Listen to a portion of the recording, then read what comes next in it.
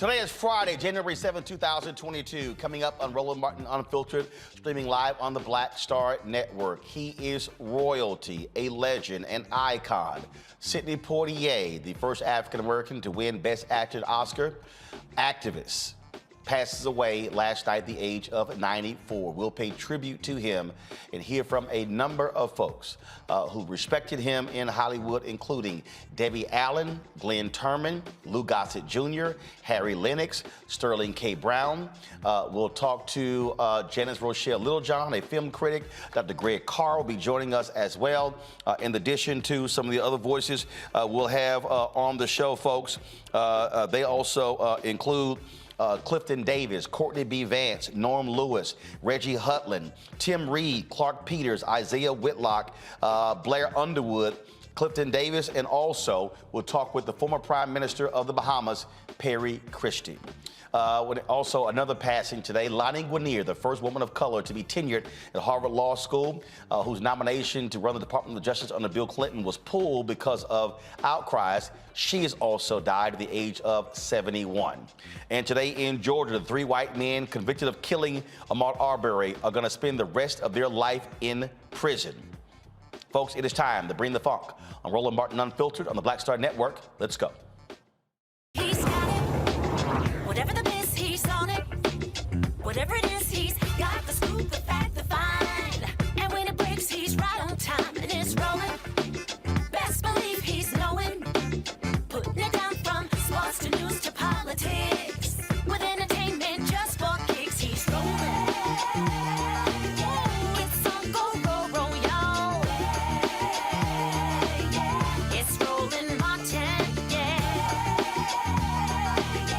Rolling with Roland now.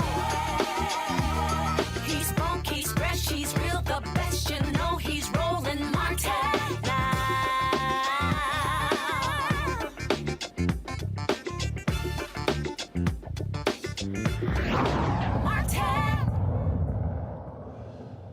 The 3 white racists who chased and murdered Ahmaud Arbery have been sentenced to life in prison, with a judge denying any chance of parole for the father and son who armed themselves and initiated the deadly pursuit of the 25-year-old black man. This was what happened today in court. That said, with regard to the sentence in this case, as to Travis McMichael, Mr. McMichael, the court sentences you as follows. Count 1, malice murder, life without the possibility of parole. Count 2, felony murder, is vacated by operation of law. Count 3, felony murder, vacated by operation of law. Count 4, felony murder, vacated by operation of law. Count 5, felony murder, vacated by operation of law. Count 6, aggravated assault, merges into count 1. Count 7, aggravated assault. The court sentences the defendant to 20 years consecutive to count 1. Count 8, false imprisonment, merges into count 1. Count 9, attempted false imprisonment, 5 years concurrent to count 7. That is life plus 20. Greg McMichael, the court sentences you as follows. Count 1, malice murder, defendant was found not guilty. Count 2, felony murder, life without the possibility of parole. Count 3, felony murder, vacated. When I say vacated, it's vacated by operation of law in all cases. I'm not going to repeat it. Count 4, vacated. Count 5, vacated. Count 6 merges into count 2. Count 7, aggravated assault, 20 years consecutive to count 2. Count 8, 10 years concurrent to count 7. Count 9, 5 years concurrent to count 7. That is life plus 20 years. Roddy Bryan, I do want to separate a little bit because the state is making a different recommendation. And despite the back and forth that Mr. Goff and I had during this case, I do want to point out a couple things that he raised that I think are appropriate to raise with regard to the sentence. As far as the remorse, I think Roddy Bryan stands in very different shoes. It is obvious from the beginning that he questioned the tragedy that had occurred at the scene. It was on, I believe, I can't remember whose body cam, but the body cam, in fact, questioning whether or not what had occurred, and then took steps early on in this process, I think, that demonstrated that he had grave concerns that what had occurred should not have occurred. And I think that does make Mr. Bryan's situation a little bit different. However, Mr. Bryan has been convicted of felony murder.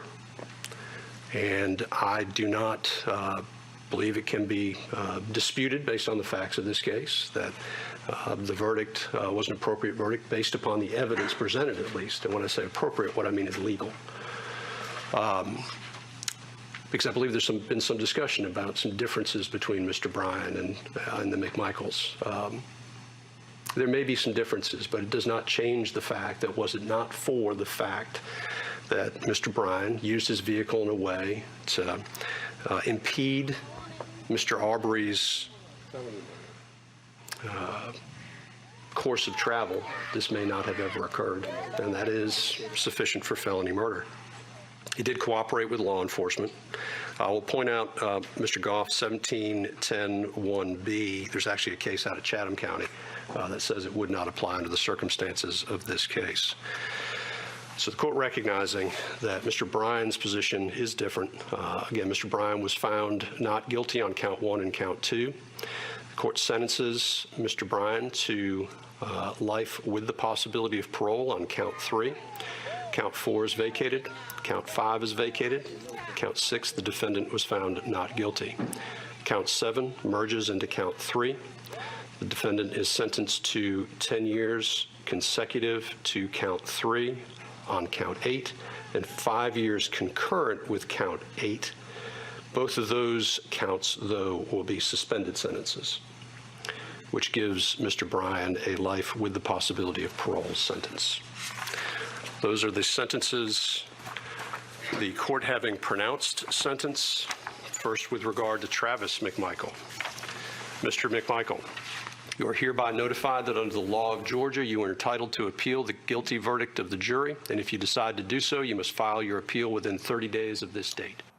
Prior to being sentenced, the Arbery family had an opportunity to speak to the court about the death of their son. This verdict doesn't bring you back, but it does help bring closure to this very difficult chapter of my life. I made a promise to you. Today, I laid you to rest. I told you I love you, and someday, somehow, I would get you justice. Son, I love you as much today as I did today that you were born. Raising you was the honor of my life, and I'm very proud of you.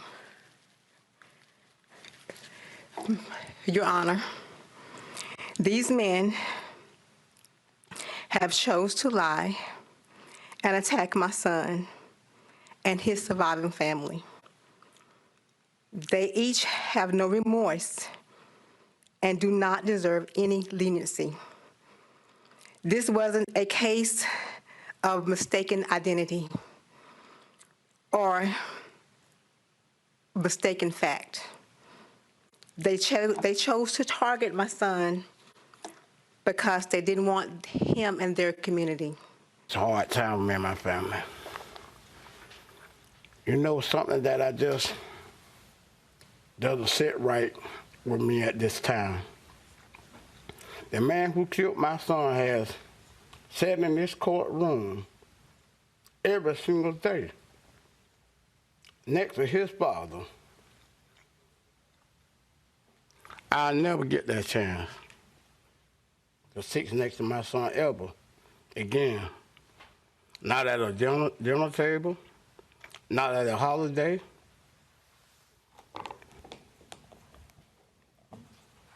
And not at a wedding. He'll never get to have I pray that no one in this courtroom ever has to do what we had did, that buried their child. Of course, they could have gotten the death penalty as well, but the judge chose to sentence them again to life in prison without parole. Bryan, of course, does have a possibility of parole because he showed far more remorse and actually cooperated to more than the other two individuals. Joining us right now is Matt Manning, civil rights attorney.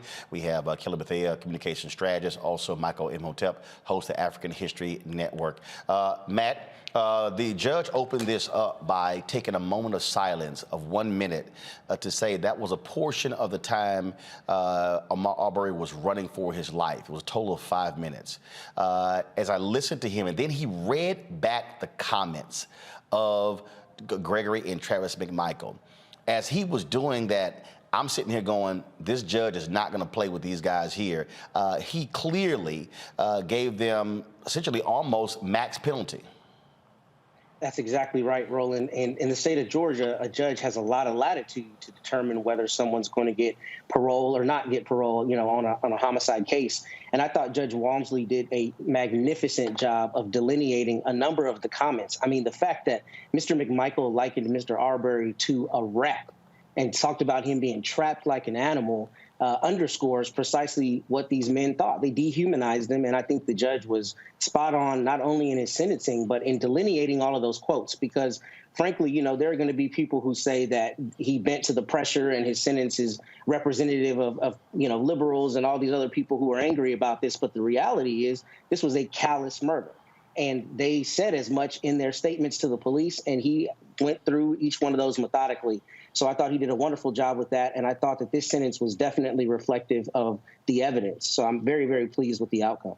Michael? Yeah, Roland, you know, I watched it live today, and when Judge Walmsley started out with 1 minute of silence to show how long 1 minute was, and Ahmaud Arbery ran for his life for 5 minutes, I knew he was going to lower the boom on him. So, you know, I think the sentencing was correct. I also thought that William Roddy Bryan would get a little lesser of a sentence. So he got life in prison with the possibility of parole, while the other two got life in prison without the possibility of parole. So, you know, this is, I think this is a good sentencing, and we continue to fight this battle. Kelly. I agree with the panelists. In my opinion, justice was certainly served here because Ahmaud Arbery should be among the living right now. And it's a result of three racist white men who did not think that a black man belonged in their vicinity. And that is the only reason that Ahmaud Arbery is dead today. What I was able to see today out of the hearing, the victim impact statements were certainly the takeaways for me. Something about victim impact statements that a lot of people maybe just kind of take for granted is that the victim being Ahmaud Arbery, he's not the only victim in this case. It's the rest of his family that have to bear the burden of grief for the rest of their lives as a result of these three men. And when the mother, Wanda Cooper Jones, said, "I wish he had cut and cleaned his toenails," when he went out on the jog that day. You know, I could have burst into tears right there, because the fact that a lawyer would have stooped so low and have been so unethical in her closing to say such horrendous, derogatory things about a victim. I don't care how hard you go for your client, that was just beyond the pale to me. So the fact that the mother still had enough gumption to clap back, if you will, to that attorney and all of her vile, just kudos to Wanda Cooper Jones and having her head held high in that regard, as well as Ahmaud Arbery's sister commenting on how his skin glistened in the sun. That is how I want Ahmaud Arbery remembered across the board, nationally, internationally, as opposed to the horrific details of the last 5 minutes of his life. Was also, I thought was interesting here was the fact that we're not at this point if Brian doesn't and his attorneys don't release that video. It was 3 months after the fact. You had multiple prosecutors who were covering up for them who declined to prosecute. They released the video. The mother was putting pressure. The father was putting pressure. The family and the attorneys were putting pressure for action. Brian and his attorney then released the video thinking that was going to exonerate him. Mm-hmm. And it was that video which led to the Georgia Bureau of Investigation getting involved, which led to that happening, which led to them being indicted, them being convicted. So Brian is gonna spend a lot of time in prison, life with a possibility of parole, for video him and his lawyers released. Matt? Yeah. Well, his lawyers made a very, very bad strategic mistake, but it was in the support of justice, right? So ultimately, you know, thankfully, they made that mistake, because otherwise this may not have been brought to light the way it was. There were people advocating, but, you know, video evidence is the best evidence. And I think that's very important, especially because Judge Walmsley, again, when sentencing Mr. Bryan, talked about how he used his vehicle in the commission of this crime. So had they been a little smarter in their strategy, he may not be sitting there at the table, at least not indicted. But I'm glad that they released that video so he, too, could be held to account for his crimes. Michael? You know, Roland, as Tiffany Cross would say, the caucasity of it. So you actually think this video of Ahmaud Arbery being hunted down and executed, you think this is going to absolve you? You see, this is, and it's important for us to understand this in the context of Georgia.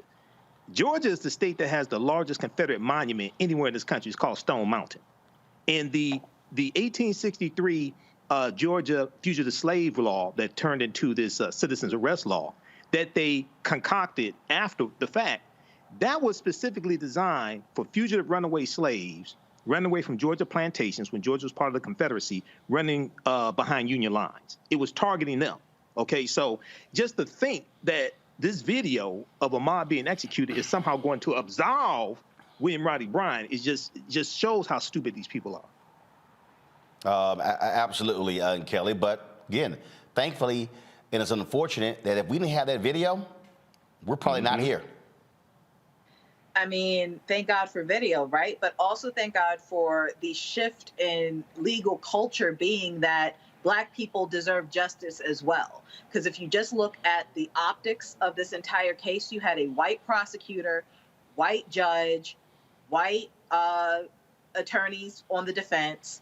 If I'm not mistaken, majority white jury, and everything, maybe not even 20 years ago, had this case been tried 20 years ago, we would have had a very different result, even with all the evidence laid out. So the fact that we are now in a culture that is shifting, it is not perfect by any means, but it is shifting in the direction towards justice for everyone, which is really what the law is supposed to do in the first place.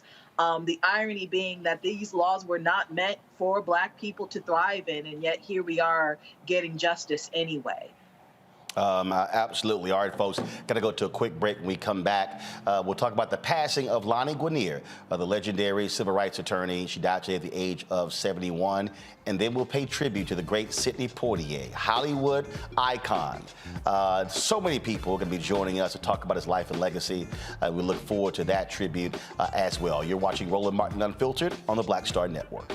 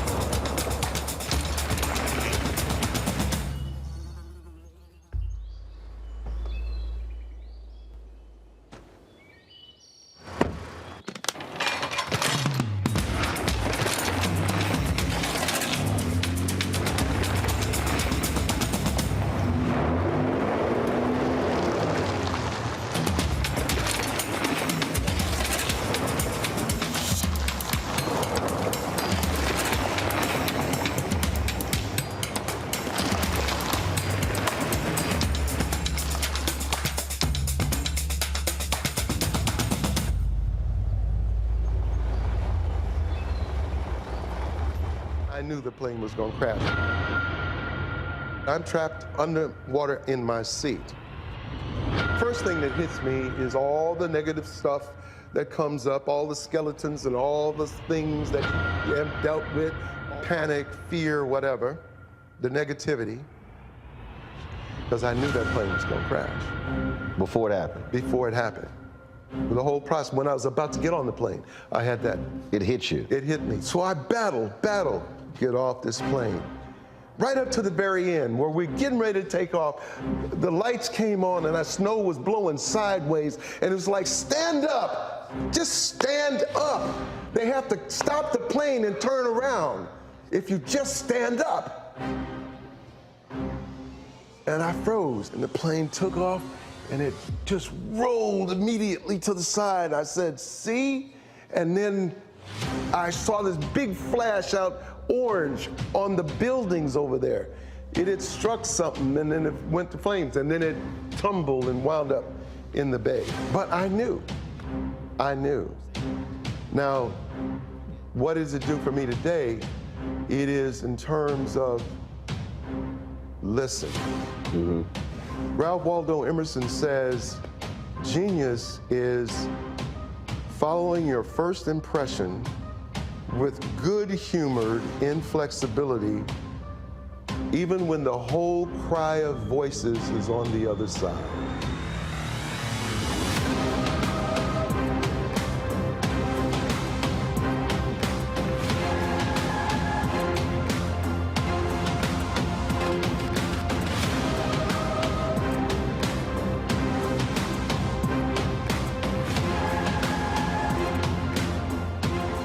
Till's murder. We saw struggle for civil rights as something grown-ups did. I feel that the generations before us have offered a lot of instruction.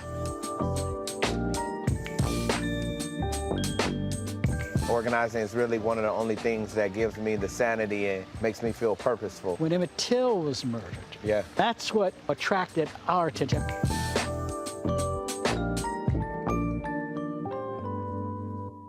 Hi, I'm B.B. Winans. Hey, I'm Donnie Simpson. What's up? I'm Lance Gross, and you're watching Roland Martin Unfiltered.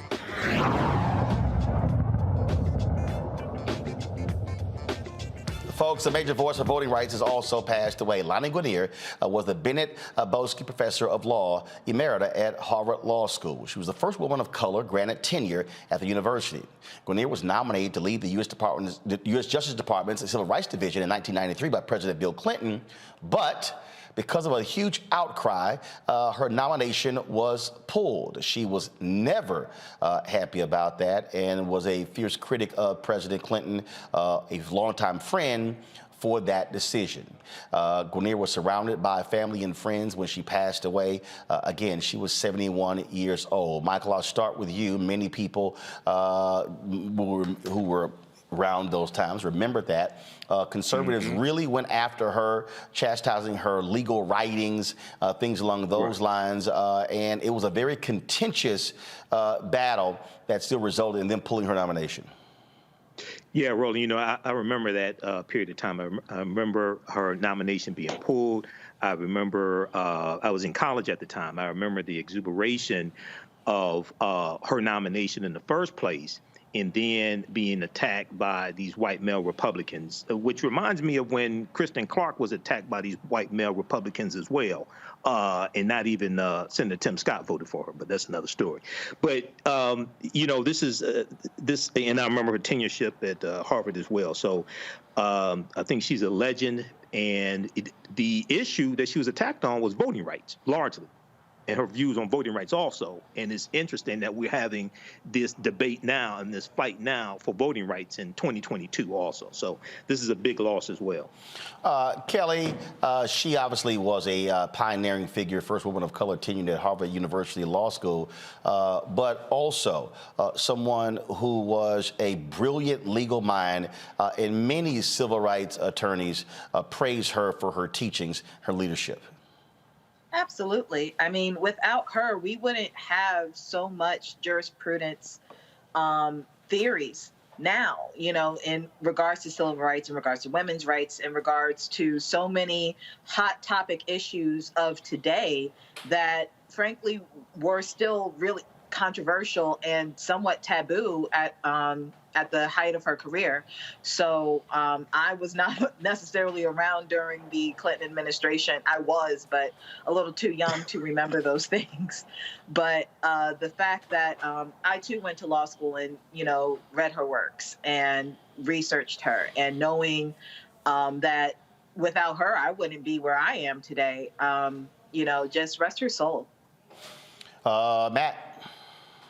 I echo some of Kelly's sentiments. I was a little young during the Clinton administration, but from what I've read, I just want to echo that, we should all stand to be as courageous as she was. We should stand to be courageous even when we stand to lose things that might otherwise be, benchmarks of our careers, things like appointments. And what I've read, she was okay with letting that go if that meant that her life's work was something that she got to stand on. So I appreciate her work and I appreciate her legacy. And as a civil rights lawyer, I appreciate her blazing the way forward for people like me. We have him on to talk about for our Sidney Poitier tribute that I do want to allow Dr. Greg Card with the Department of Afro-American Studies at Howard University to share his thoughts on the passing of Lani Guinier. We're going to do something more expansive on her on Monday. Obviously, the passing of Sidney Poitier overshadows her death as well, but we're going to be sure to have more voices discussing her on Monday. But Greg, go ahead. I appreciate that, Roland. Yeah, I'll add my voice to everyone else. I was 3 years out of law school when Bill Clinton betrayed Lani Guinier. And I think the thing that strikes me about Lani Guinier is the context of her courage and her intellect and her work. After that betrayal, she took a professorship in Philadelphia at the University of Pennsylvania, and I was living in Philly at the time. So I had the occasion to see her, to hear her. Her father, Ewart Guinier, was actually the first chair of African-American Studies at Harvard. And she was, in fact, as you say, the first non-white woman to gain tenure, to be appointed with tenure to Harvard's law faculty. And that came after Derrick Bell, another of her kind of jegnas or mentors, resigned from the faculty of Harvard in protest because they had never tenured a woman, a non-white woman. And Lani Guinier came after Derrick Bell had left Harvard.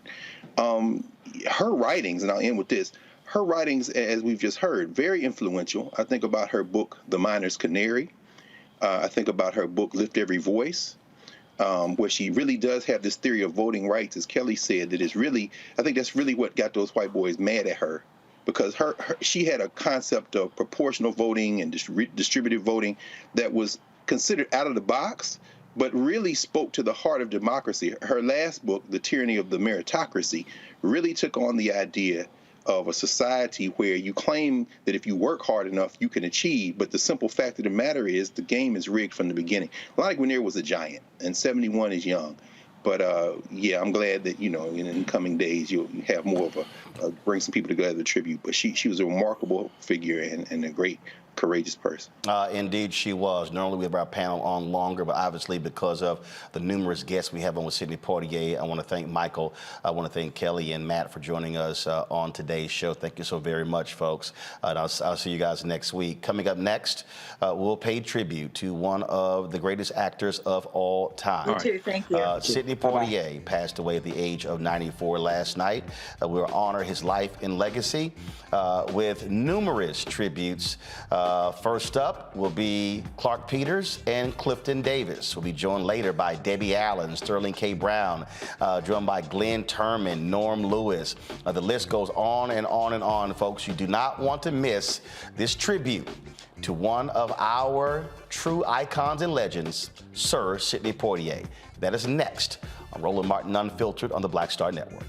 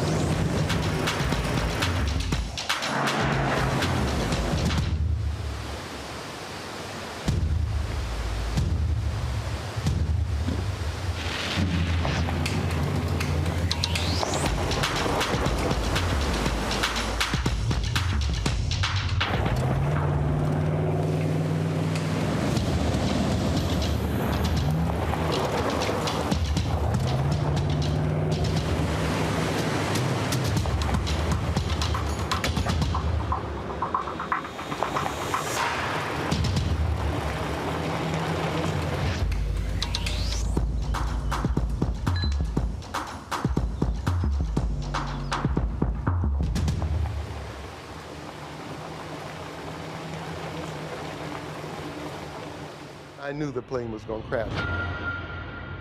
I'm trapped underwater in my seat. First thing that hits me is all the negative stuff that comes up, all the skeletons and all the things that you have dealt with, panic, fear, whatever, the negativity. because I knew that plane was going to crash. Before it happened? Before it happened. The whole process, when I was about to get on the plane, I had that. It hit you? It hit me. So I battled to get off this plane. Right up to the very end, where we're getting ready to take off, the lights came on and that snow was blowing sideways, and it was like, stand up, just stand up. They have to stop the plane and turn around if you just stand up.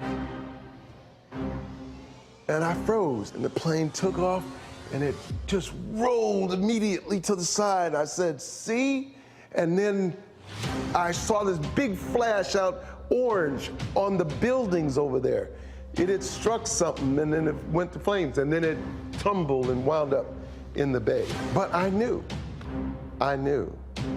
Now, what does it do for me today? It is in terms of listen. Mm-hmm. Ralph Waldo Emerson says, genius is following your first impression with good-humored inflexibility, even when the whole cry of voices is on the other side.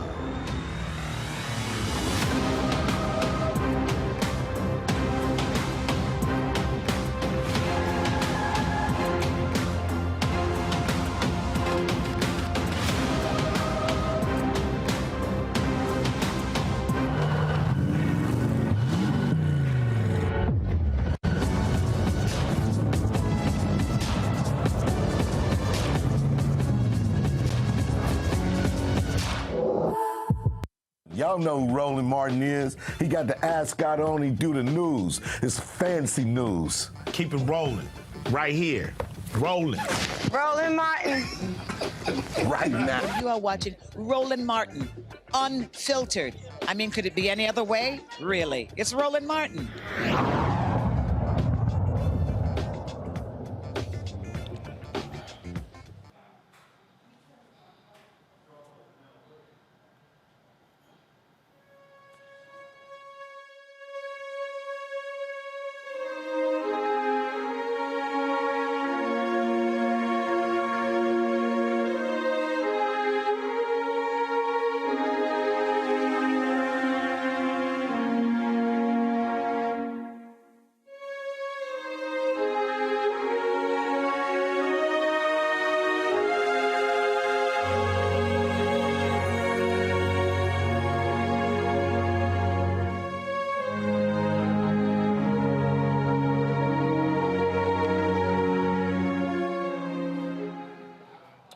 Folks, this morning we awoke to the news of the passing of one of the greatest actors of all time, Sidney Poitier. He passed away last night, surrounded by his family at the age of 94. He was the first African-American to win Best Actor for Lilies of the Field. He also, of course, starred in numerous movies. In the Heat of the Night, A Raisin in the Sun. He was the measure by which many African-American actors, many actors, period, measured themselves by. He was a tall man, that amazing booming voice, but actually it was that voice that also caused him not to become an actor because when he was working with the Negro Ensemble, his Bahamian accent was so thick, he got booted out. He worked on it, came back, and of course, the rest is history. This is, of course, it was really a sad news. I confirmed the news this morning with one of the foreign minister of the Bahamas, and was Foreign Minister Mitchell. And this was the announcement, and we're going to show you in a little bit. This was the announcement that the current Prime Minister of the Bahamas made in a national address for one of their national heroes. My dear friends, it is with great sadness that I learned this morning of the passing of Sir Sidney Poitier. Our whole Bahamas grieves and extends our deepest condolences to his family. But even as we mourn, we celebrate the life of a great Bahamian, a cultural icon, an actor and film director, an entrepreneur, civil and human rights activist, and latterly a diplomat. We admire the man not just because of his colossal achievements, but also because of who he was. his strength of character, his willingness to stand up and be counted, and the way he plotted and navigated his life's journey. The boy who moved from the tomato farm of Cat Island to become a waiter in the United States. The young man who not only taught himself to read and write, but who made the expression of words and thoughts and feelings central to his career. The man who expressed his rage against racial injustice through quiet dignity. The humanitarian who used his steely determination not just to better himself, but to better the world that he lived in, filtered through the milk of human kindness, and all of it achieved without sacrificing integrity, charm, elegance, or wit. These things don't come easily, but the fight can be good. Your peers don't give you an Oscar, you win an Oscar. Success is not a given, but it can come to those who translate talent into craft and perseverance. As Sidney said himself in his autobiography, you don't have to become something you are not to be better than you were. This is the mark of the man. In our national anthem, we remind ourselves to see how the world marks the manner of our bearing. So Sidney's bearing upon the world shines as among the best of us. Our country is in mourning. And so I've instructed that the Bahamian flag be flown at half-mast at home and in our embassies around the world. We know the world mourns with us. So Sidney's light will continue to shine brightly for generations to come. All right, folks, we're joined by three incredible actors in their own right. Clark Peters, he joins us live from London. We're also joined by Harry Lennox, Blair Underwood. Of course, we still have Dr. Greg Carr, who is still with us. Clark, you are the senior statesman among this group of actors, and so I'll go ahead and begin with you. Share with our audience your thoughts, reflections on Sidney Poitier. First time you met him, what was it like? Just whatever you have to share. I was doing, well, first of all, thank you for that. And I think that the Prime Minister of the Bahamas said what was needed to be said for all of us. I'd not been in the States for many years, and my first job back there was in 1998, I believe, and I was doing Iceman Cometh. And at the end of the show, I got a call to come down to the stage. Someone wanted to meet me. And I came down and entered stage right, and there was a woman there who said, "My husband would like to talk to you." So I crossed the stage, and it was dark. It was after the show, and I was looking down to make sure I didn't fall, and I saw a pair of shoes. And the shoes turned into some cuffs and legs, and I followed them up in the shadows, and there was Sidney Poitier. And I almost fainted. I let him know that I had read his book and wanted to talk more about distribution, film distribution, as well as production and directing. And he said, "Well, there's no use in writing, producing, acting, directing if you don't have distribution." So that's the conversation that unfortunately I never had with Sidney, but I know that I stand on his shoulders, as we all do. Blair, and I'm not too sure. Go ahead, Clark, go ahead. I wasn't too sure. It was silent there, and I didn't know whether I was just talking to myself. No. You can go ahead. I'm giving everybody space to share. Oh, I could go on. Roland. From his politics, to his acting. A man who started on the stage in Harlem and wound up on the stage of the world. These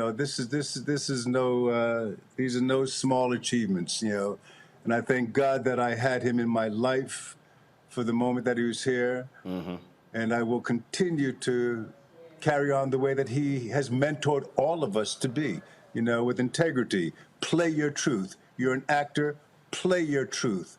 Don't sell out, You know, tell your story. Use your craft to mold and change the world. Simple as that. I got that from him. Blair Underwood, you posted a photo on Twitter today of a conversation you and he had on stage. I think we had that photo, so the guys, if so, show it. And he was certainly the gold standard. When I do interviews with actors, when they talk about who do they want, who do they look up to, who they love to work with, the first name that always comes out is Sidney Poitier. Absolutely. First of all, Roland, thank you for having me tonight. Man, Harry, Clark, everybody on the Zoom, it's great to see you all. You too, baby. You know, and to celebrate Mr. Poitier, you know, if you knew Mr. Poitier, he was a man, in one sense, my heart breaks, but he was a man of such joy, had such a great sense of humor, and would always find the happiness in every moment, the upliftment in every moment. But you're right, that quote you're referring to, he said to me years ago, he signed in his book, his memoir, he said, you know, I expect twice as much from you than I did from myself because you are better prepared. He said, I had an accent I had to overcome. The opportunities weren't there at the time, so I expect that much from you and more. So I carry that always. You know, as I said, I hope to make him proud, and he was there. You know, I love hearing Clark's story, because that's how I met him. The first time I met Mr. Poitier was on a plane ride. It was my first week I was doing LA Law. It was in the 1980s, and things were opening up career-wise. And I had left college, and I had to write a final thesis. So my 3 years out in the world would serve as credit for that year and a half I missed at school. And I was going to spend that plane ride from New York to Los Angeles writing that thesis. And as God would have it, I walked, you know, on the plane. I turned the corner, and like Clark said, the first thing I saw were these feet. And these long legs, and this tall, elegant man was sleeping, and my seat was right next to Mr. Poitier. Wow! For those 5 hours. That thesis ended up being this 5-hour conversation with Mr. Poitier, and he'd just been there every step of the way, every part of my career. He'd been there. I did a one-man show once, 99-seat theater, and he was there on the front row. But like Clark said, he mentored so many of us from afar and intimately. You know, for him to take the time after the show to say, I want to see you, you know, tell his wife, please, I want to see and meet this gentleman. I am eternally, and so many of us feel this way, just grateful for his humility and selflessness. Harry Lennox, you are not a small man. You are also a rather tall, big brother. And anyone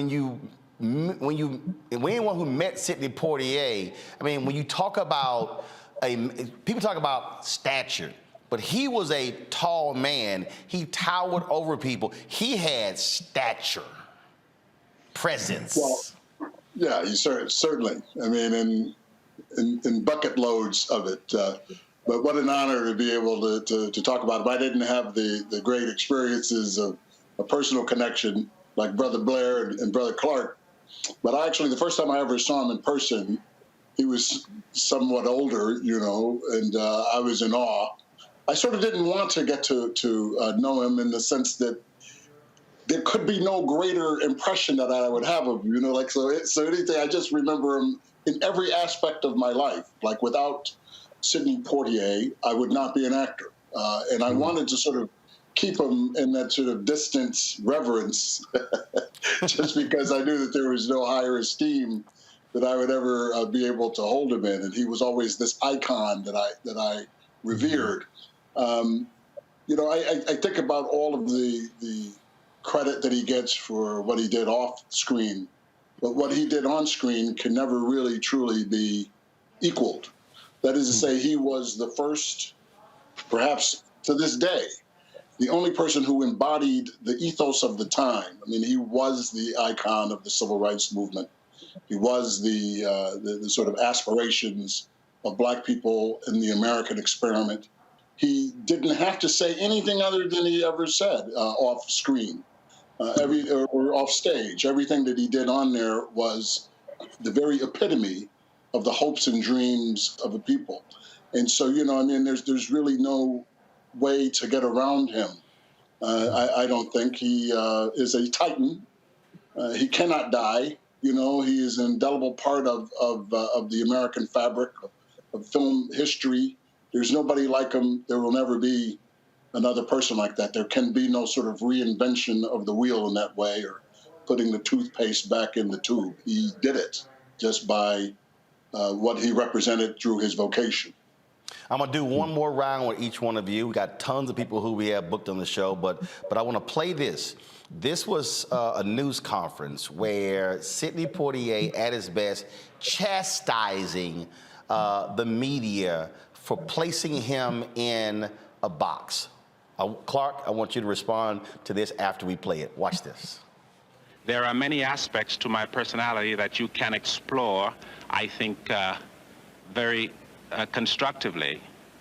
But you sit here and ask me such one-dimensional questions about a very tiny area of our lives.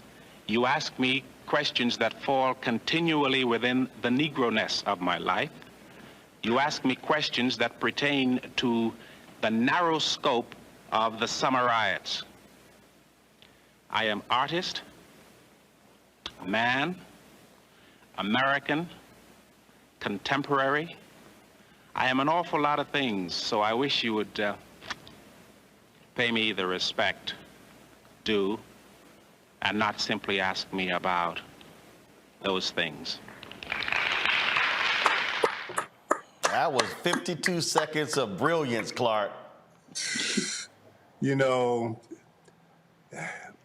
the world doesn't begin and end at the Atlantic and the Pacific coast in America.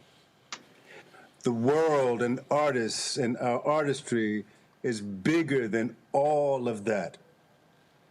And not only should the flags be at half-mast on that island, they should be half-mast across America. And when America can raise itself to the level of integrity that Sidney is addressing here, then we might be somebody. But right now, they still need to be chastised the way that Sidney has chastised them in that interview. Blair?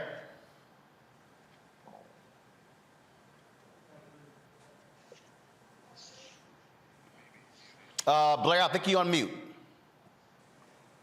Sorry about that. There we go. Can you hear me now? There we go. Yeah. No, I was saying that's one of my favorite interview responses of all time.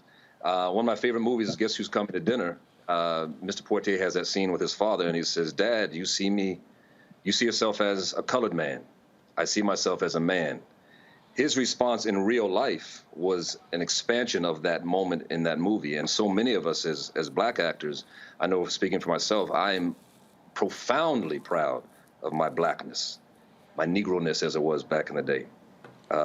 Profoundly proud of that. But I will be damned if I'll let somebody limit me in the roles I'm allowed to take or the roles we will create, the stories we're able to tell by just promoting me as a black man. We are men, we are human beings that are black, and that is not to be taken off the table. One of the phrases I hate the most is colorblind. I don't want you to be colorblind. I want you to see my Negro-ness, my blackness, but beyond that, there is our humanity.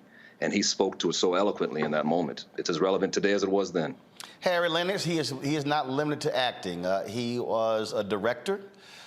He was an activist when it came to the work in the civil rights movement, but he also was a diplomat serving as ambassador.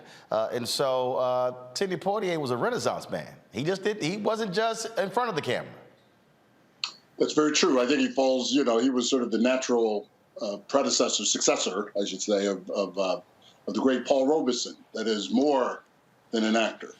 But, I think whatever, the anger that he had in that moment at that particular time, he achieved what he wanted. I think that now people do see him as all of the, what he's asking for, clamoring for, really, in that response, he achieved. And I think that that's probably the greatest tribute that we could pay to him. It's very interesting. Brother Clark was talking about, he said, without distribution, what's the point of doing all of these things? And I'm reminded of the fact that, even there, he had achieved already in some measure those things that he was then instructing and mentoring us to do. He was one of he was a member of United Artists, for example.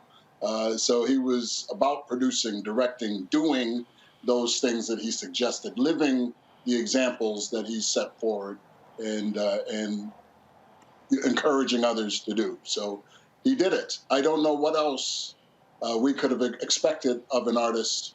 I think that he paid dividends on anything that we might reasonably expect for somebody that we admire and emulate to be able to do that, and then some. As I say, it's going to be, he's a hard act to follow, and I take great solace in the fact that he got to see all of his flowers while he was alive. Indeed. Well, not only got to see the flowers, but he also got to see the next 2 to 3 generations of black actors follow in his footsteps, and to be able to be on the big screen, the small screen, streaming, all of those services. And he did pay attention. I'm not going to do it right now, but later in the show, I've never told this story, but it's a personal story of me and Sidney Poitier from 2013. And I'm going to read exactly what he said to me. Folks, absolutely blew me away. And again, when you talk about his grace and dignity, when you hear what I'm going to read, you'll understand that. And so that certainly was who he was. Clark Peters, Blair Underwood, Harry Lennox, gentlemen, I certainly appreciate y'all joining us here on Roland Martin Unfiltered on the Black Star Network. Yes. Thank you, Roland. Thank you. Have a good night. Brother. Thanks a lot. Wonderful being your company, brothers. Nice to share the screen with you guys. Yes, indeed. Folks, we've got a lot of folks who are going to be joining us, sharing their thoughts and reflections on Sidney Poitier. When we come back, we'll talk with Clifton Davis, Glyn Turman, and also show you when President Barack Obama awarded the Presidential Medal of Freedom to Sidney Poitier in 2009 at the White House. You're watching Roland Martin Unfiltered as we remember the great Sir Sidney Poitier on the Black Star Network.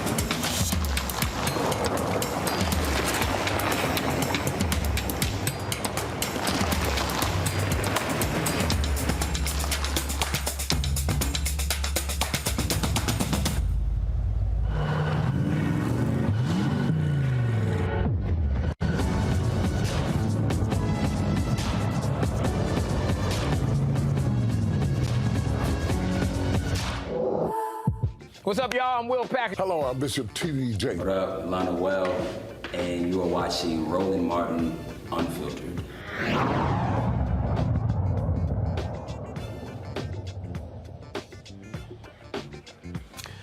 Folks, we reached out to a lot of people today who want to share their thoughts and reflections about Sidney Poitier. Many of them could not join us because they are on projects, they're traveling, but social media has been filled with so many tributes pouring in. Folks, go ahead and pull up the first one that we've shared with folks. Again, people have been posting on Instagram and Twitter. I mean, you name it, they've been doing it. And so we want to share with you some of those social media posts. You guys, let me know when we have those ready. Right now, though, I want to go to actor Clifton Davis, my Alfred brother. Clifton, how you doing?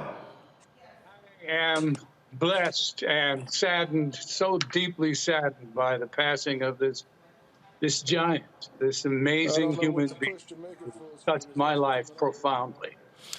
Share with us your personal recollections, meeting, talking with, acting with Sidney Poitier. Share with us. Let's say first I was a fan. I think it was Blackboard Jungle or something like that. And then, of course, the other films that he made early on in his career. And when Defiant Ones came out, something stirred within me. And then he did a movie with Clark Gable, and Gable respected him. You could see it on screen, and he was a giant. I first met him walking down 57th Street in New York. And I spotted him. I was unknown. I was a chorus boy in Hello, Dolly back in 1967. And I saw him, and I said, Sidney Poitier. He turned around and looked at me and said, hello, son, and went on about his business. I mean, I was a total stranger just bumping into him on the street. Years later, of course, I met him, and I got, you know, my little moment of fame, and we happened to be together at an award show in Oakland, California, the Black Filmmakers Awards. And That's My Mama was a very popular show at the time. I was backstage just humbled and in awe because I was there with Sidney Poitier and Ruby Dee, whom Glyn is going to talk about. He's got, good Lord, he's got really firsthand wonderful stories. But I stepped out of the door, and there was a crowd of young ladies out there who were screaming and tearing at my clothes and trying to get me. We backed into the theater, and Sidney was standing there, and with the most charm you can imagine, he looked at me with a twinkle in his eye and said, Clifton, what did you do to those young ladies? I said, Sidney, I'm trying to do what you've been doing for 25 years. Let me try to catch up just a little bit. He burst out laughing because he was making a joke, obviously. But he was very kind and very gracious throughout that day and always humbled. He didn't walk around like, I'm the first black man to win an Oscar. He was someone who was approachable. He had so much dignity. He inspired me so much because he was black nobility, and he was so tall, he was a giant. It was just wonderful to see him in person, to talk with him, to hear his dignity, his humor, his honor. Wow, his humility. The man didn't have to be that humble, but he was. And at the same time, he was proud. It was amazing. And then down through the years, we bumped into each other here and there. I never had the privilege of working with him. But the last time I saw him was in the Bahamas. And I came walking out of the Atlantis Hotel with my wife. And he looked at her and he looked at me. I said, Mr. Poitier, Ambassador Poitier. He was going to a lunch meeting or something. He looked at me and he didn't address me, turned to my wife and said, he is a very lucky man. And we have always been lucky to be able to touch the greatness and to spend just a little time with Sir Sidney Poitier. Clifton Davis, I know you're busy on the road with Wicked. I appreciate you stopping by and sharing with us your thoughts about Sidney Poitier. Thank you so much. I'm going to miss him. Appreciate it, Frat. Thanks a lot. All right, folks, in a second, we're going to be chatting with actor Courtney B. Vance. But right now, I want to go to my man, the biggest cowboy in Hollywood, even though he's from New York City, Glyn Turman. Glyn, how you doing? How you doing, baby? How you doing? I'm good, man. How you doing? I'm doing great. I can hear you. You know, one of the first things I thought about this morning when I saw the news and I called the Minister of Foreign Affairs in the Bahamas who confirmed his passing. When we talked, you were like, Sidney. I mean, and it's like, when you say Sidney, there's only one person you think of. You don't think about Sydney, Australia. You think of Sidney Poitier. Sidney P, he's the man. That's right. Always will be in my book. You know, I first of all, I'm so heartbroken, you know, so heart-stricken with this news, you know, because I kind of thought he'd live forever, you know. But 94 is a good run, you know, any way you look at it, you know. And my heart, of course, goes to the family who I've already put in a call to, but I haven't spoken with yet, you know, especially his daughter Pam, because we grew up together from as teenagers when I was doing A Raisin in the Sun at the age of 12, 13. So she and I are about the same age, and I look forward to speaking with her. But she was always considered we considered each other play sister and brother, you know. We were that close as a result of my working with him on Broadway in A Raisin in the Sun, you know. And but he was the kind of man that influenced me so much in all of my career, and as well as my character building as a man, you know, because he caught me at an influential age, that age where you go from, you know, boyhood to young manhood, you know, young adulthood, a teenager. And some of the things that I remember, you know, we were on Broadway, and right down the road, down the street on 46th Street, he was starring in the movie Porgy and Bess. And the play, Raisin, was around the corner.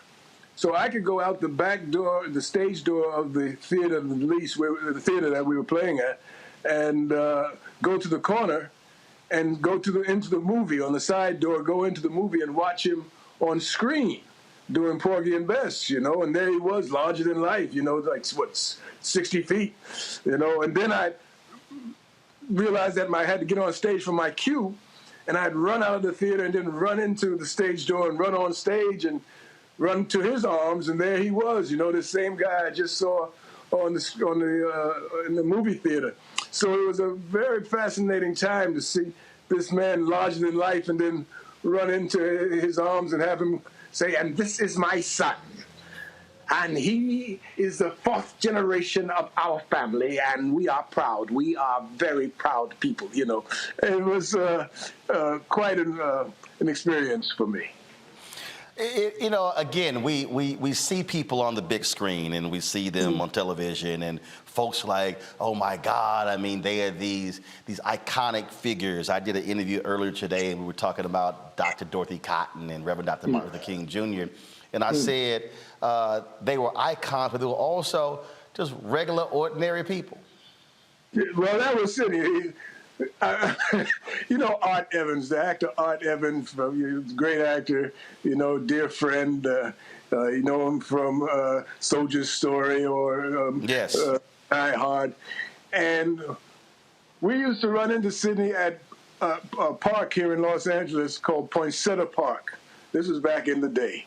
And Poinsettia Park had a tennis court. And we thought we could play tennis. Sidney could play tennis, but we thought we were better than him. So we challenged him individually to a game. He said, "No, I won't play you. I'll play both of you at the same time." He whooped our butts. And it was great to hear him talk smack, you know, as he was whipping us. "You call that a game? Is that the best you can do?" You know, as he just, "I whip your ass." Yeah, man, he beat us. Art and I talk about that to this day, you know. So, yeah, he could talk a lot of trash, and he could back it up. Well, that's the whole point. If you're going to talk trash, you absolutely back it up. Right. Glyn, share just your final thought about Sidney Poitier. Well, I'm honored to have known the man. He was, you know, so influential in my career, the choices that I made. He was always accessible for me. You know, Sidney, how do I deal with this? Sidney, they're doing this to me. You know, they put up this roadblock. How do we get around that? How do I, you know, Sidney, I've written a play. Would you come see it? You know, and tell me what I need to do with it. You know, and he'd show up. He'd do it. He said he was responsible for me getting my first agent here in California, Marty Baum. You know, a man named Marty Baum, who was a giant of an agent, who was part of an agency called GAC that later became ICM, that later became CAA. You know, it was so he was just oh God, I'm gonna miss that man. Glyn Turman, we appreciate it, man. He was indeed a man of big stature, and there was nothing like when you walked in his presence. He had a smile that was as wide as Broadway. Yes, indeed. Glyn, always a pleasure, my brother. I'll see you soon, and when I come back to L.A., we're going horseback riding. Okay, baby. I'm ready when you are. All right. I appreciate it. Thank you so very much. Folks, again, so many thoughts and memories about Sidney Poitier in 2009. President Barack Obama, of course, recognized Sidney Poitier with the Presidential Medal of Freedom at the White House. Here is that ceremony. It's been said that Sidney Poitier does not make movies. He makes milestones. Milestones of artistic excellence. Milestones of America's progress. On screen and behind the camera in films such as The Defiant Ones, Guess Who's Coming to Dinner, Uptown Saturday Night, Lilies of the Field, for which he became the first African American to win an Academy Award for Best Actor. Poitier not only entertained, but enlightened, shifting attitudes, broadening hearts, revealing the power of the silver screen to bring us closer together. The child of Bahamian tomato farmers, Poitier once called his driving purpose to make himself a better person. He did, and he made us all a little bit better along the way. Sidney Poitier.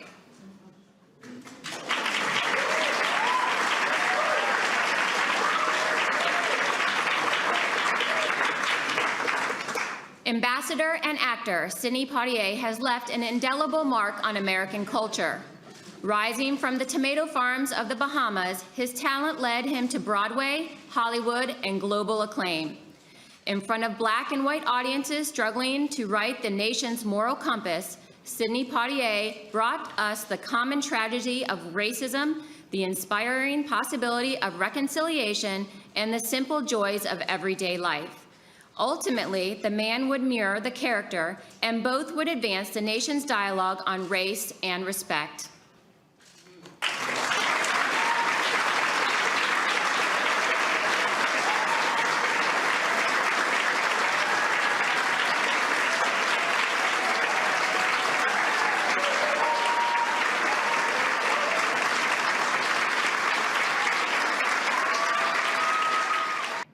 Joining me now, two great actors, stage and screen, Courtney B. Vance and Norm Lewis. Gentlemen, glad to see you.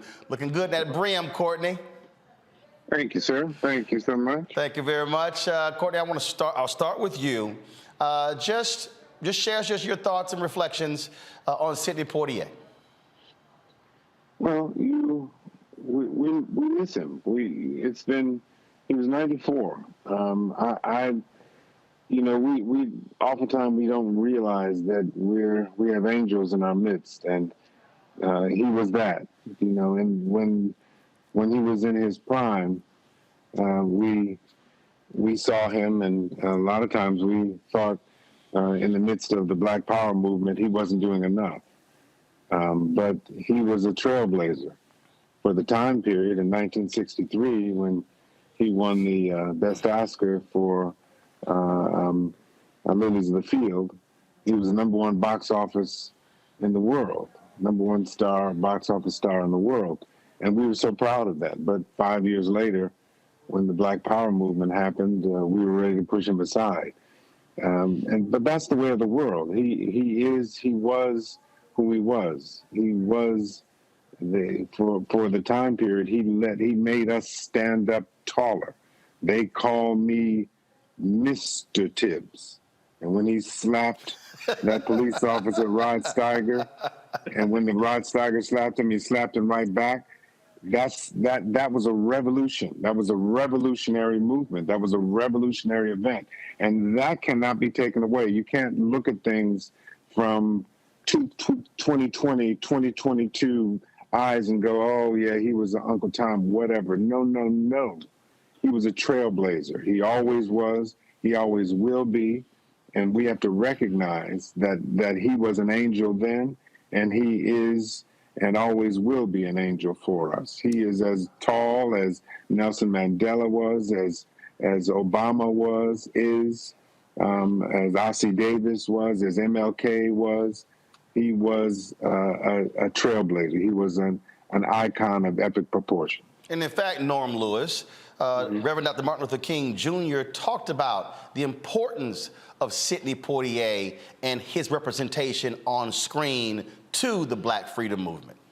Mm-hmm. Well, for me, I just, like Courtney B was saying, it was revolutionary to see him slap this white man at such as a young Black man seeing this, because we didn't have those a lot of those images, and to see him in the movies To Sir with Love, and to deliver these artistic events with such grace and such honor. He wasn't kowtowing to what the man was, and so he was definitely an inspiration. And I'm glad to have actually gotten the chance to meet him. I didn't know him that well, but I got to meet him a couple of times, and he hugged me and gave me his grace of being an actor. He was like, "Good, you're going to make it." And so maybe that from his touch, I have done pretty well. Courtney, he often also talked about the weight that was on him, having to represent literally an entire race. We can't overlook that as well. No, and we'll never understand it. No one will ever understand what that generation of trailblazers went through. Ossie Davis, Ruby Dee, the Negro Ensemble Company, when there was no one else to look up to. And they set the path, they set the standard. And for that, there was a great deal of stress and a great deal of weight on them that we can't appreciate. And much like MLK, when the world passed him by after he came out against the Vietnam War, he was his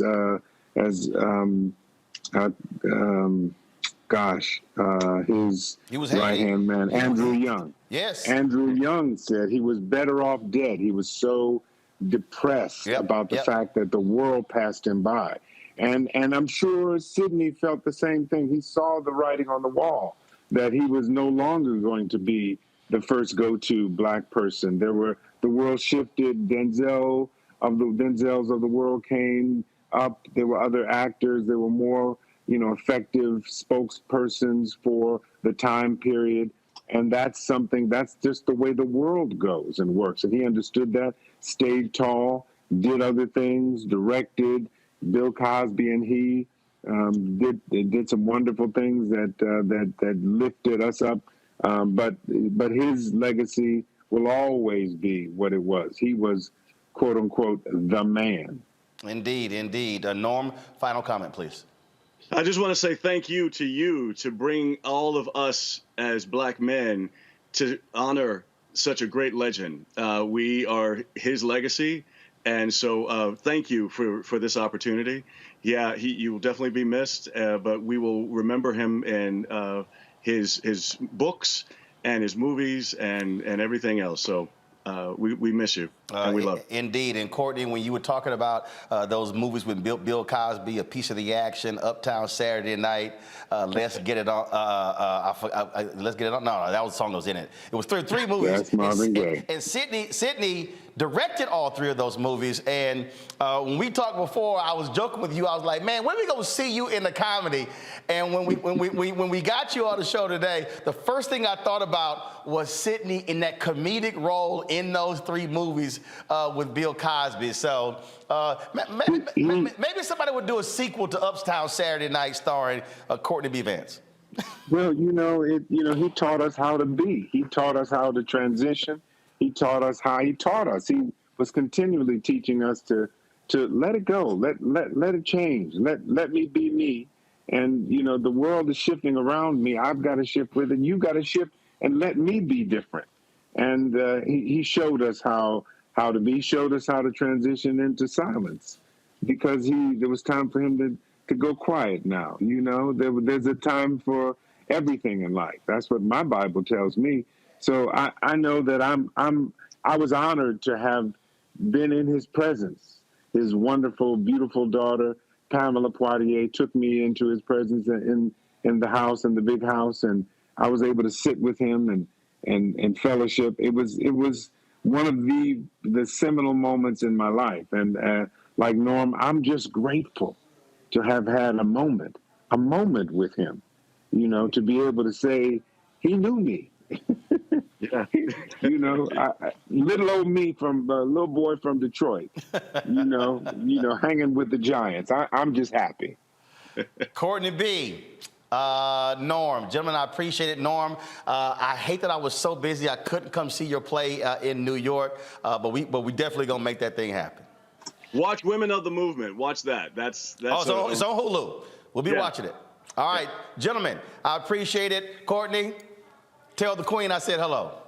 Certainly will. Love you all. Thank you, Roland. Thank you so much. Thank you very much. Thank you. Before we bring up our next guest, Dr. Greg Carr, the point that Courtney made there about just how vital Sidney Poitier was to Black America during that tumultuous period of the late 1950s and the 1960s cannot be underestimated.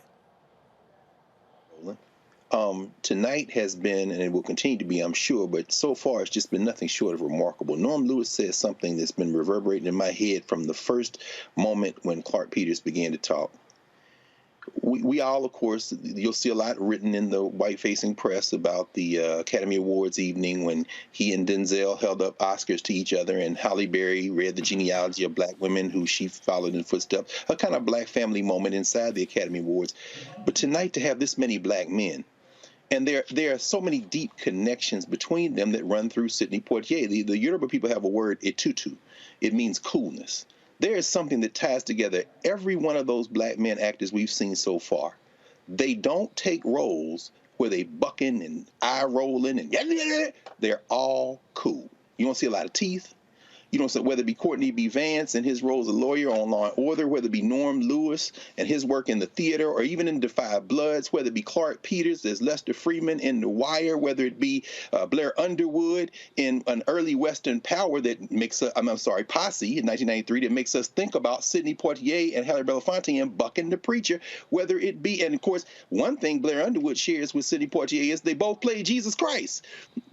Blair Underwood made, but people forget that there was a film called Brother John that Sidney Poitier made. It's one of my favorite Sidney Poitier movies, where he basically said, what if Jesus came back to the South in the middle of the 1970s? What would he do to judge the world? I mean, so you see, and of course, Harry Lennox. Nobody's cooler than Harry Lennox. I think about when he played Adam Clayton Powell.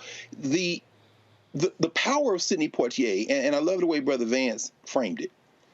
During that moment, he was critiqued. He was critiqued widely, particularly among the younger folk, but he was so subtle, because if they had gone back even 20 years after he's had some success in film, his first movie, No Way Out, he plays a medical doctor.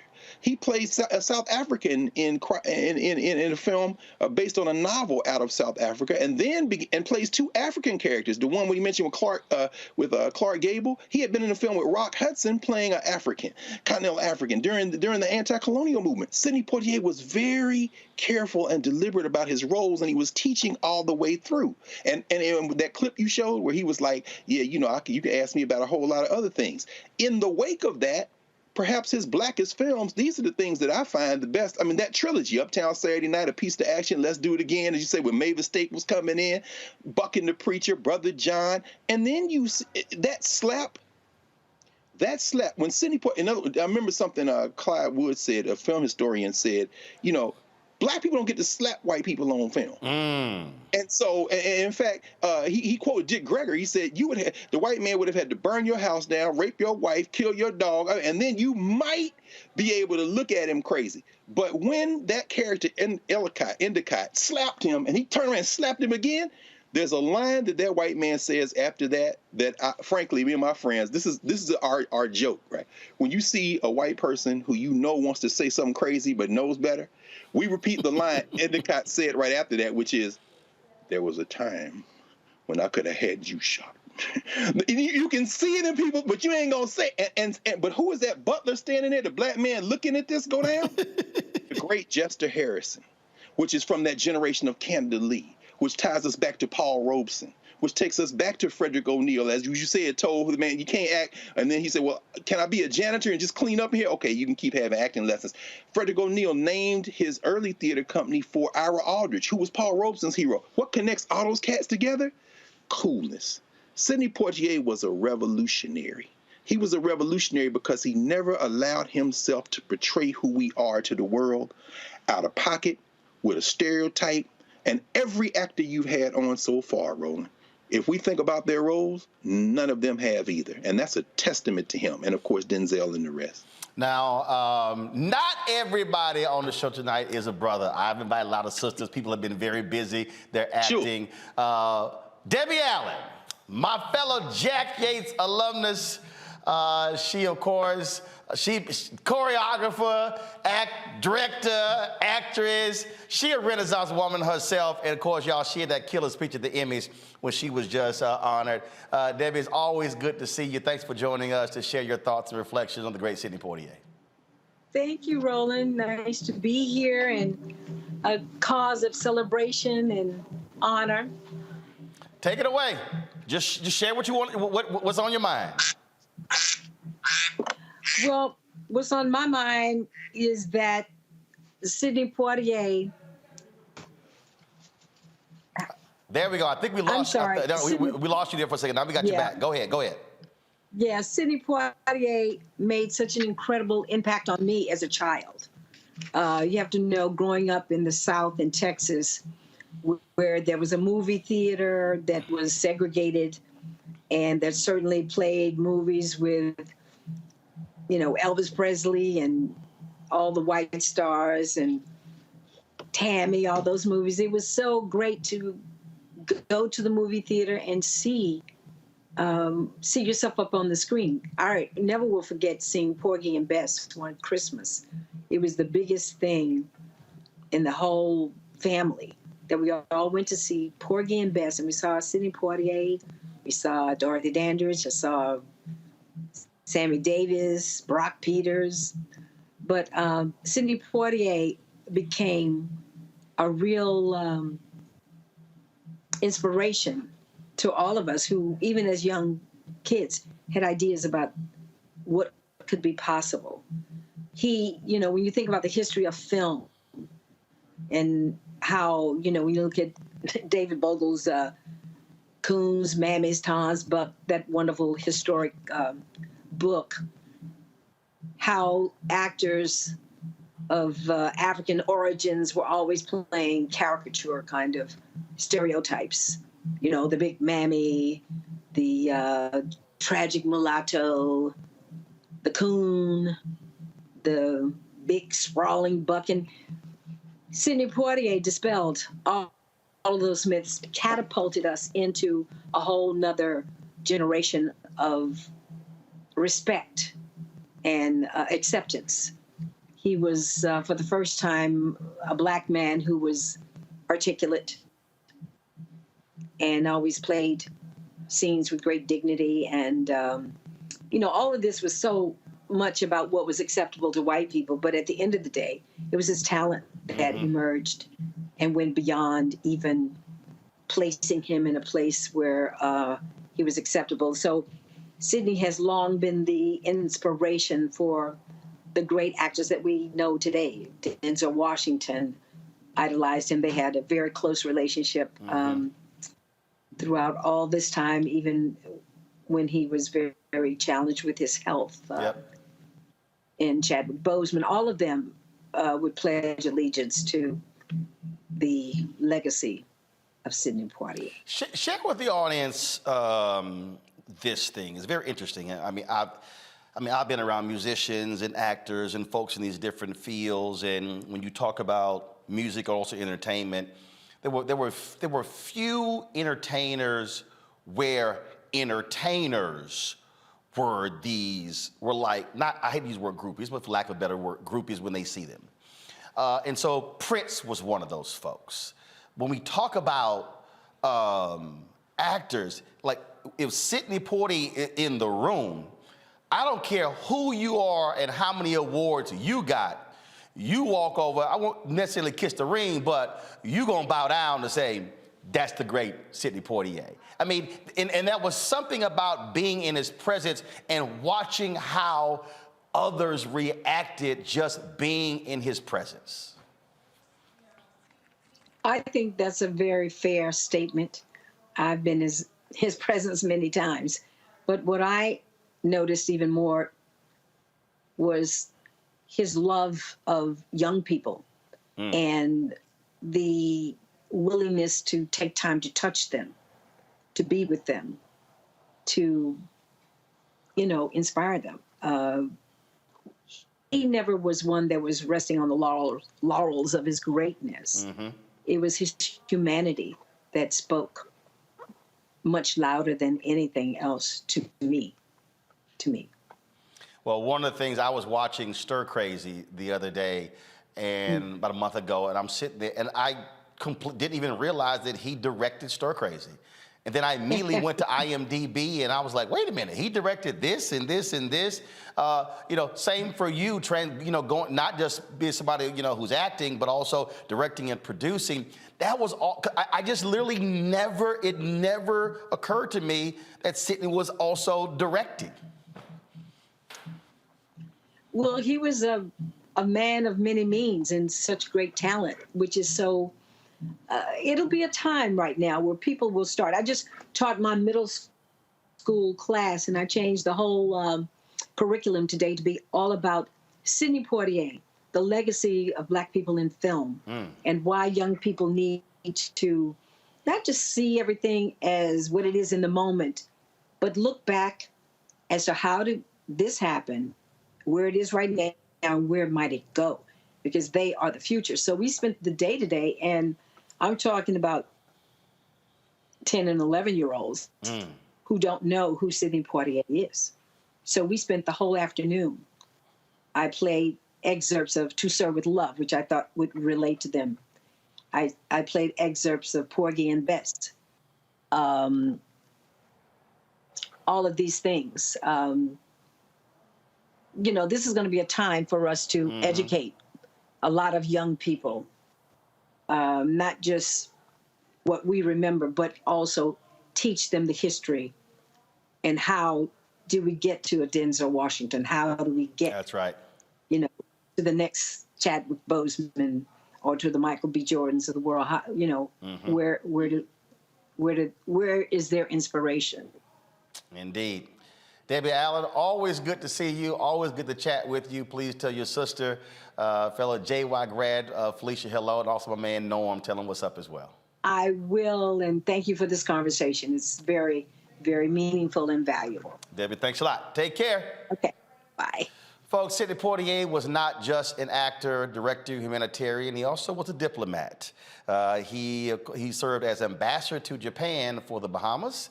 So joining us right now is someone who knew him quite well, and that is the former Prime Minister of the Bahamas, Perry Christie. Doc, how you doing? Oh, I'm doing fine, Roland, and I can tell you that as a result of listening to your program, I am now very, very pleased that we gave Sidney Poitier as a gift to the United States of America and to the world. Everything said today demonstrates how wonderful his impact has been. A great source of inspiration, not just to the United States, but to countries like ours. And particularly when I think back of him, that if you look at the 50s, when he did the film No Way Out, acting as a doctor, faced with bigotry, describing by his performance the ugliness of bigotry, and demonstrating a very, very 21st century way of dealing with it, and allowing us to know the level of dignified presence he had. So I'm so happy, my friend, to be able to pay tribute to Sir Sidney Poitier, because he was a Bahamian who was an exemplar for the world. And the final point I'd want to make about him is that to all persons who have some question as to what they could become, they despair because they've had little education. Sidney Poitier's human experience must stand as one of the greatest sources of inspiration to all who would wish to achieve something for themselves. Starting in very humble circumstances on an island in the Bahamas, working at a time where he had to teach himself, work in menial jobs. It is unimaginable that he could have dreamt of becoming an actor for all it took. Yet he did it, he achieved it, and he achieved a level of magnificence. So this, to me, is the greatest asset for all of us that we should preserve. Someone whose journey is so enriching, so powerful in his reach, and so meaningful in the way that he was able to do it, notwithstanding inhospitable conditions, racial bigotry that he had to overcome, and to do it with dignity, using his charisma, and most certainly that character that shone through. And I can tell you, sitting in his home, surrounded by books in Los Angeles, and I said to myself, here is a man who had to teach himself to read, and he's now become an author. Here is a man who, when he speaks, you almost feel like eating his words. He speaks so properly, so firmly, so clearly. And I'm just trying to emulate when he sat in my office and we spoke, how extraordinary his impact was. And as has been said, he walks into a room and his presence is magic. We owe so much to him, not just in the United States of America, not just in the Bahamas, but the world. In fact, a Bahamian television network ran this package from a few years ago. You and others were on your way returning from China. Y'all had a long layover in Los Angeles, and y'all went to the home of Sidney Poitier. He had a few words to share. I want to show a bit of that. We'll come back, and I got a couple more questions with you. Y'all go ahead and fire that piece from the Bahamas on the visit to Sidney Poitier's home. Bahamas to the next level through providing opportunities for the disadvantaged. The winner is Sidney Poitier. It is a long journey to this moment. I am naturally indebted to countless numbers of people. And just like that, Sidney Poitier became the most decorated black actor on the international screen, etching himself into the history books of film and television. Later in his career, he would shed light on the Bahamas as a place he called home and where he grew up on Quaint Cat Island with his Bahamian parents. He was no stranger in achieving greatness. Some suggest the indomitable spirit that led black Bahamians to realize majority rule was the same spirit that led Sir Sidney to overcome surmounting hurdles to earn his spot on the big screen, as he refused to be denied. And while many argue where he actually got his start in theater, one thing is undeniable. The break he received while carrying out a mediocre task in the U.S. proved that his undeniable talent and love for the cameras could no longer be ignored. They call me Mr. Tibbs. The Bahamas continues to celebrate Sir Sidney Poitier's legacy, hailing him as a hero and example for Bahamians to follow. It was no surprise that during a layover visit in Los Angeles, while traveling back from China, the Prime Minister and his delegation visited Sir Sidney at his Beverly Hills home. It's a visit one can remember for a lifetime. And though he's aging and experiencing challenges with his health, Sir Sidney's voice remains uninterrupted, sustaining the same sound and the same wit that made him famous.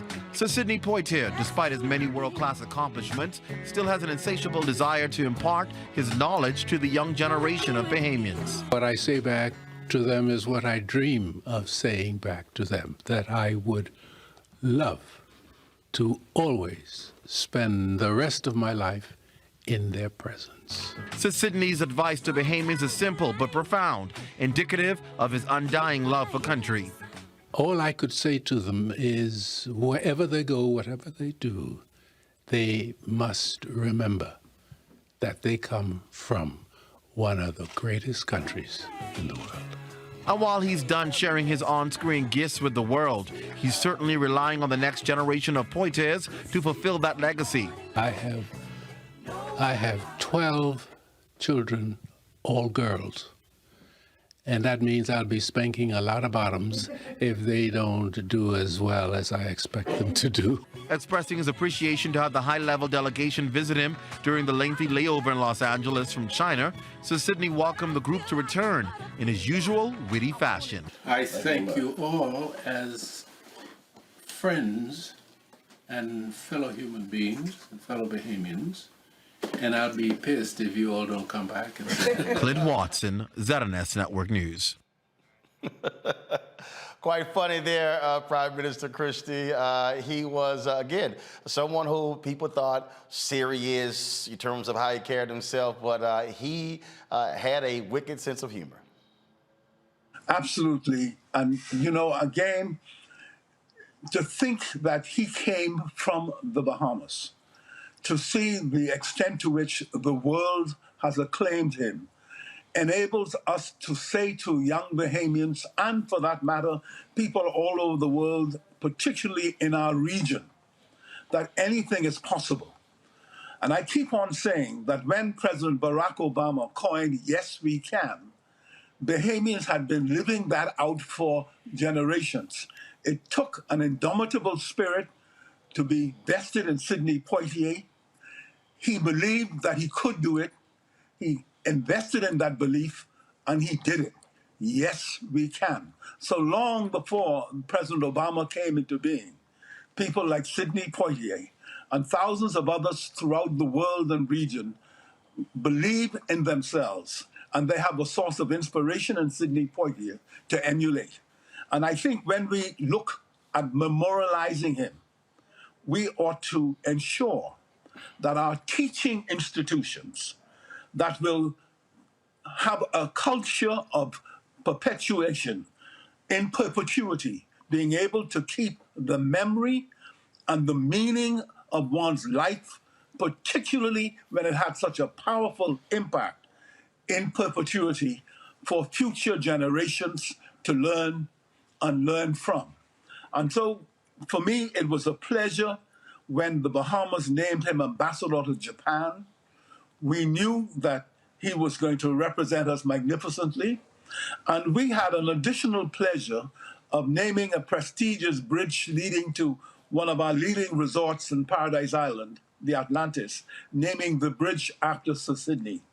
And like our Prime Minister said in his broadcast today, that the government will be giving consideration to further research on the best way to memorialize and to ensure that future generations, not only of our country, but of the world, come to understand that the journey of Sidney Poitier, or Sir Sidney Poitier, was one in which that could be emulated and shared by millions of people worldwide.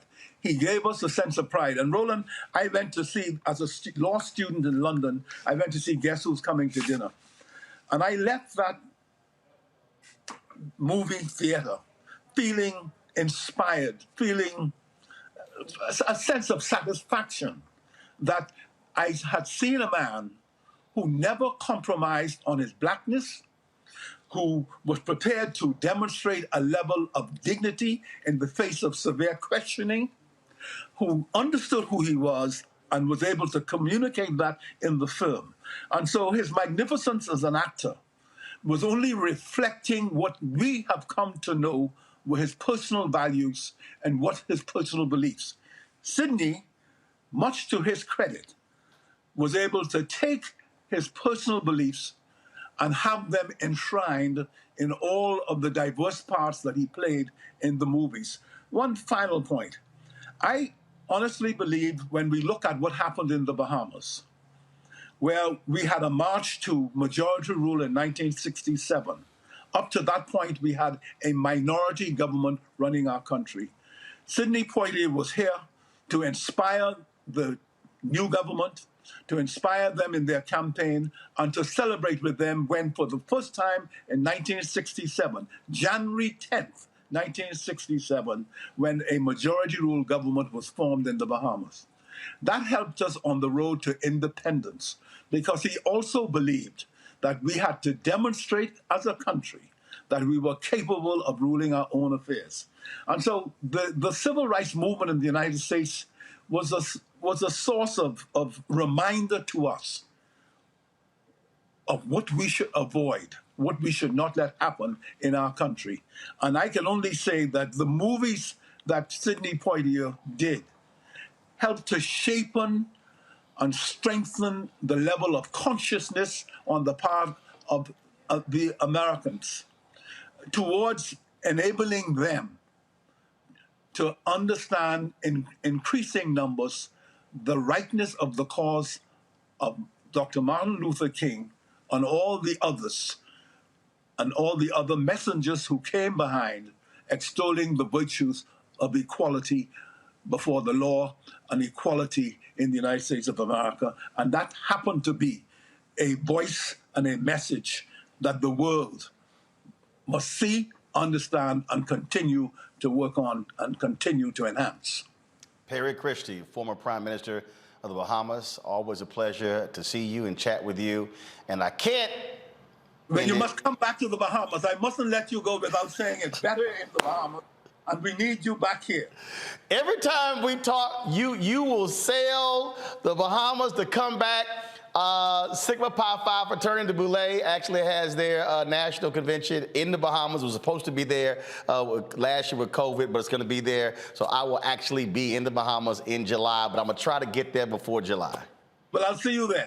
And I can't let you go. I always tell people, never just go to the public figure. Always say hello and greet the wife or the husband. And so every time I need to get to you, I call Bernadette. So you please tell your gorgeous wife I say hello and thanks a lot. She's listening to you, and you know you are one of her favorite personalities.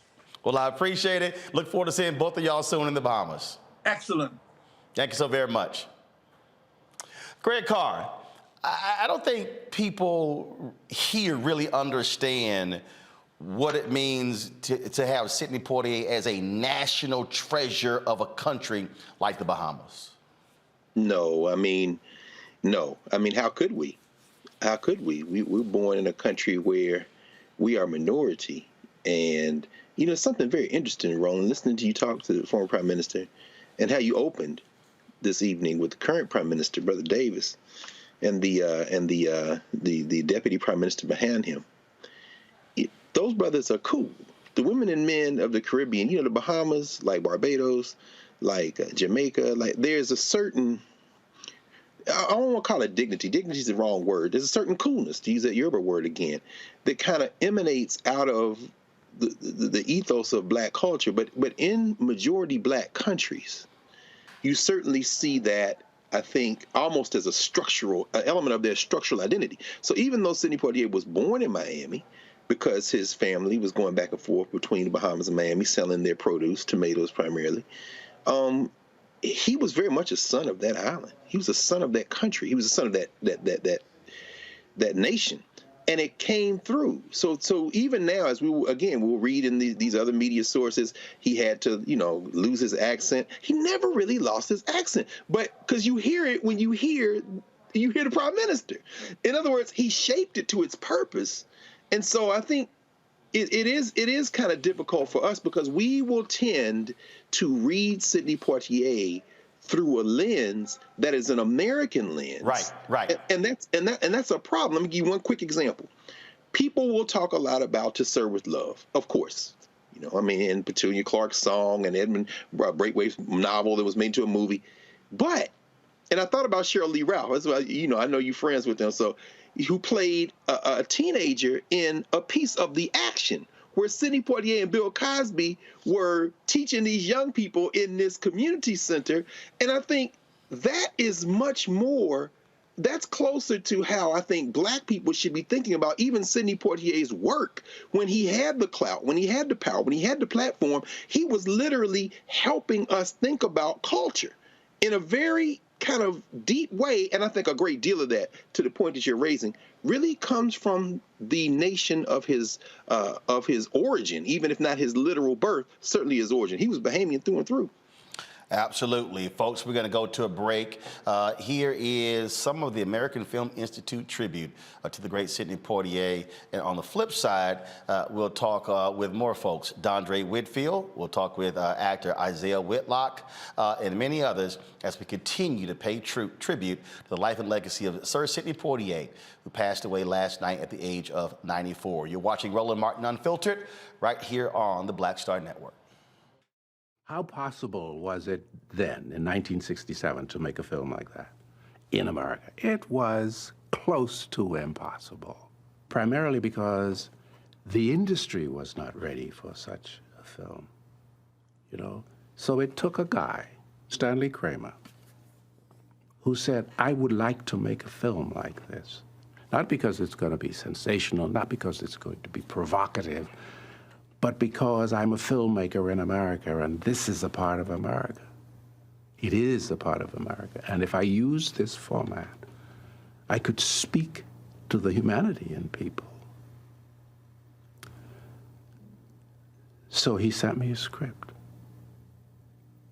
I read it, and I thought it was a wonderful idea, terrific idea for the time.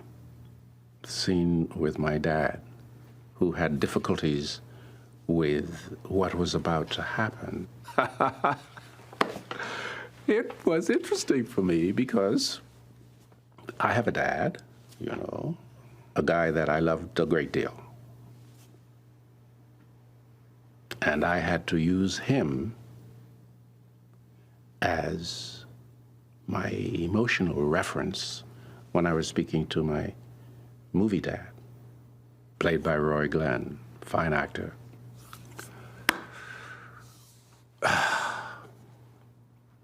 It wasn't easy, but it was a scene that had to be played. So I played it as best I could, and it worked out okay.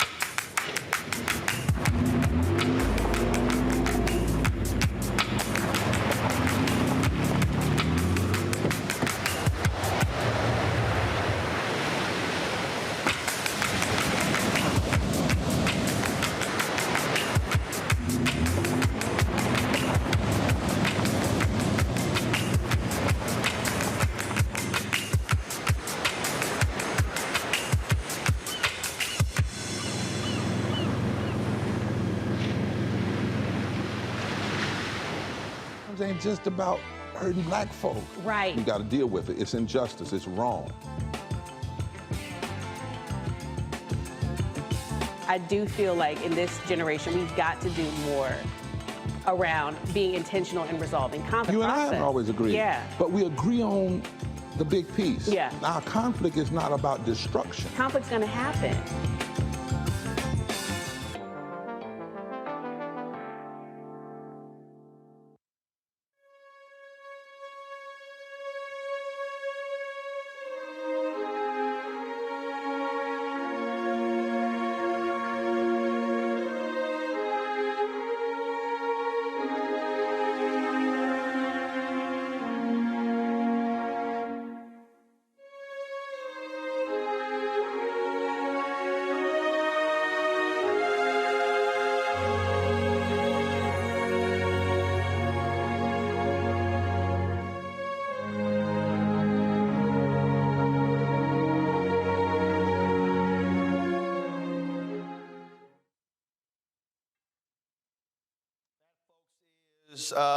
A shot of Black Lives Matter Plaza here in the nation's capital, where our new studios are located. Sidney Poitier was very much beyond an actor. He also was someone who was extremely involved, Greg Carr, in the Black freedom movement. When I interviewed Harry Belafonte for the first time, this is what he, folks, let me know when we have that ready.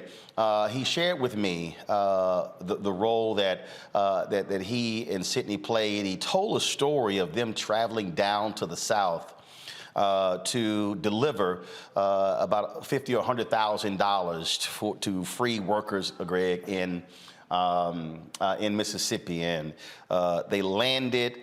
They were shooting at their plane and their cars as they were driving off.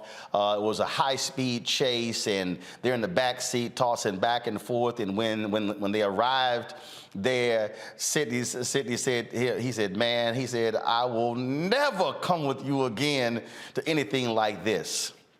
But Greg, when they walked into that room, and they saw all those young folks who were there registering black folks to vote, standing up to Jim Crow. Sidney remarked, and Mr. B talked about this in his documentary, but also in his book. He said, this is one of the great things of my life. He was very, very involved in raising money for the movement. Absolutely. Yes, he was. I mean, you know, I was thinking about you this morning, Roland, when we got the news. It occurred that while you were talking to Mr. B yesterday, that this moment of transition was taking place. And you talk about cats that have been lifelong friends. I mean, as you said, when Frederick O'Neill was like, dude, you really don't belong as an actor. You need to leave. And Poitier talked him into letting him stick around at the American Negro Theater to be, you know, to clean up in exchange for acting lessons. He made a friendship with Harry Belafonte. And, of course, Belafonte, who had family responsibilities, of course, young family at the time, didn't always make practices. And it was a practice that Belafonte missed that Poitier got his break because he was Belafonte's understudy all the time. So that led to Anna Lucasta. He got to go on the road, and the rest was history. But I raised that because they were more than buddies. They were brothers. And so when you're riding with your brother like that through Mississippi, and everybody knows now, at least people should know, of course, the role Harry Belafonte played, they raised money. So while folk are going to the box office and applauding Harry Belafonte and going to the movies, they are raising money. They are putting in their own money. When Malcolm X was killed, was assassinated, you know, Poitier, Ruby Dee, Ozzie Davis, Harry Belafonte put money together to make sure Betty Shabazz and the girls had a place to stay. I mean, he didn't have to wear a sign. The people who knew. And his activism is a book called Stars for Freedom that talks about the 1963 March on Washington. And, of course, we just heard the Prime Minister talk about a critical moment in the post-colonial history of the Caribbean where Sidney Poitier weighs in. Well, he's doing the same thing in the United States of America. For Martin Luther King, for the Southern Christian Leadership Conference, for the Student Nonviolent Coordinating Committee, to be able to rely on a Sidney Poitier means more than any of us can ever know. And all we have to do, as you have done over the course of your career, is talk to the people who lived it. If you want to know the contribution Sidney Poitier made to the Black Power movement, the Civil Rights movement, you don't look for that in the books for people looking through archives. You go to ask the people who were putting their lives on the line what it meant to get money, to get contacts, to get protection, for him to say a word in a space. Sidney Poitier, yeah, it's hard to even describe the role that Sidney Poitier played in that movement. In fact, to understand how close those two are, Sidney Poitier would have been 95 years old on February 20th of this year. Harry Belafonte's birthday is 9 days later, March 1st, when he will be 95 years old. This is the clip, some of what Harry Belafonte had to say in my interview with him several years ago that we aired on TV One. In the book, you also offered some advice to artists. And you talked about their responsibility and how they have the voice, the platform, to address these social, cultural issues. Assess this generation of artists, black or white, and are they as involved as you would want them to be on some of the critical issues facing this country and this world? From my perspective, by no stretch of the imagination can I say that the cultural community, the arts community, is anywhere near a commitment to doing things about changing the pain that exists in a lot of different levels socially. My mentor, Paul Robeson, once said to me that it was a great adventure that I and others were embarking on. So when I was quite young, Ossie Davis and Ruby Dee and Sidney Poitier were all listening to our mentor speak when he came to see a play that we were doing. And he said, you know, artists are the gatekeepers of the truth, are the gatekeepers of truth. And it is through you that people are going to be instructed about not only where they came from, but where we should be going. And I think if you look at great art, if you look at art that is in the service of social need, you'll find that the greatness of literature, the greatness of the fine arts, painting, all those things came from men and women of consciousness who tried to better the plight of human beings. In that context, I've often looked upon the power that we have in what comes out of celebrity. When I first went to Japan to sing, and I found myself before 50,000 Japanese trying to sing the Banana Boat song, I really understood power. I said, my God, here I am in a strange place with a bunch of people that I didn't know anything about except adversarially because of the war. And I said, here they were singing my song. And what do you do with this platform besides harvest money? How do you use this platform to impart a sense of our common humanity? And I think art that does that has been art that serves us well. And in my generation, we had a large number of people who stepped to the plate, whether it was Bob Dylan and Joan Baez, or it was Richie Havens, or it was Josh White, or it was Lead Belly. I mean, a litany of people. Sidney Poitier, all the actors of the period that did what they did. It's always about moving the human family ahead. And I think that artists have that power, and they have the obligation to sending out information and to giving ideas and thoughts to people that will help enrich them and get them out of the quagmire in which we find ourselves. If we draw a line. As one would expect, Mr. B, Harry Belafonte, is certainly taking the passing of his comrade in arms very hard. I did reach out to him and his family and offer an opportunity for him to join us on tonight's show to share his thoughts. And of course, we'll, whenever he's ready to talk, if he wants to talk, he certainly have an opportunity to come on the show anytime to do so. And so certainly our thoughts and prayers are not only with the Sidney Poitier family, but all of the folks who were extremely close to him over the years. Joining us right now is actor Dondre Whitfield. Joins us from Los Angeles. Dondre, glad to have you on the show. This is not an easy day for Hollywood, but definitely for Black Hollywood.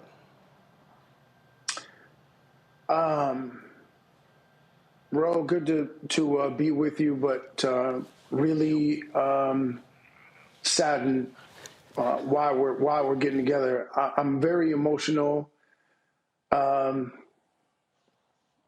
because Brother Sidney was, you know, we're fathered by so many different men in our lives as men to get us to come to the kind of manhood that we're required to come to.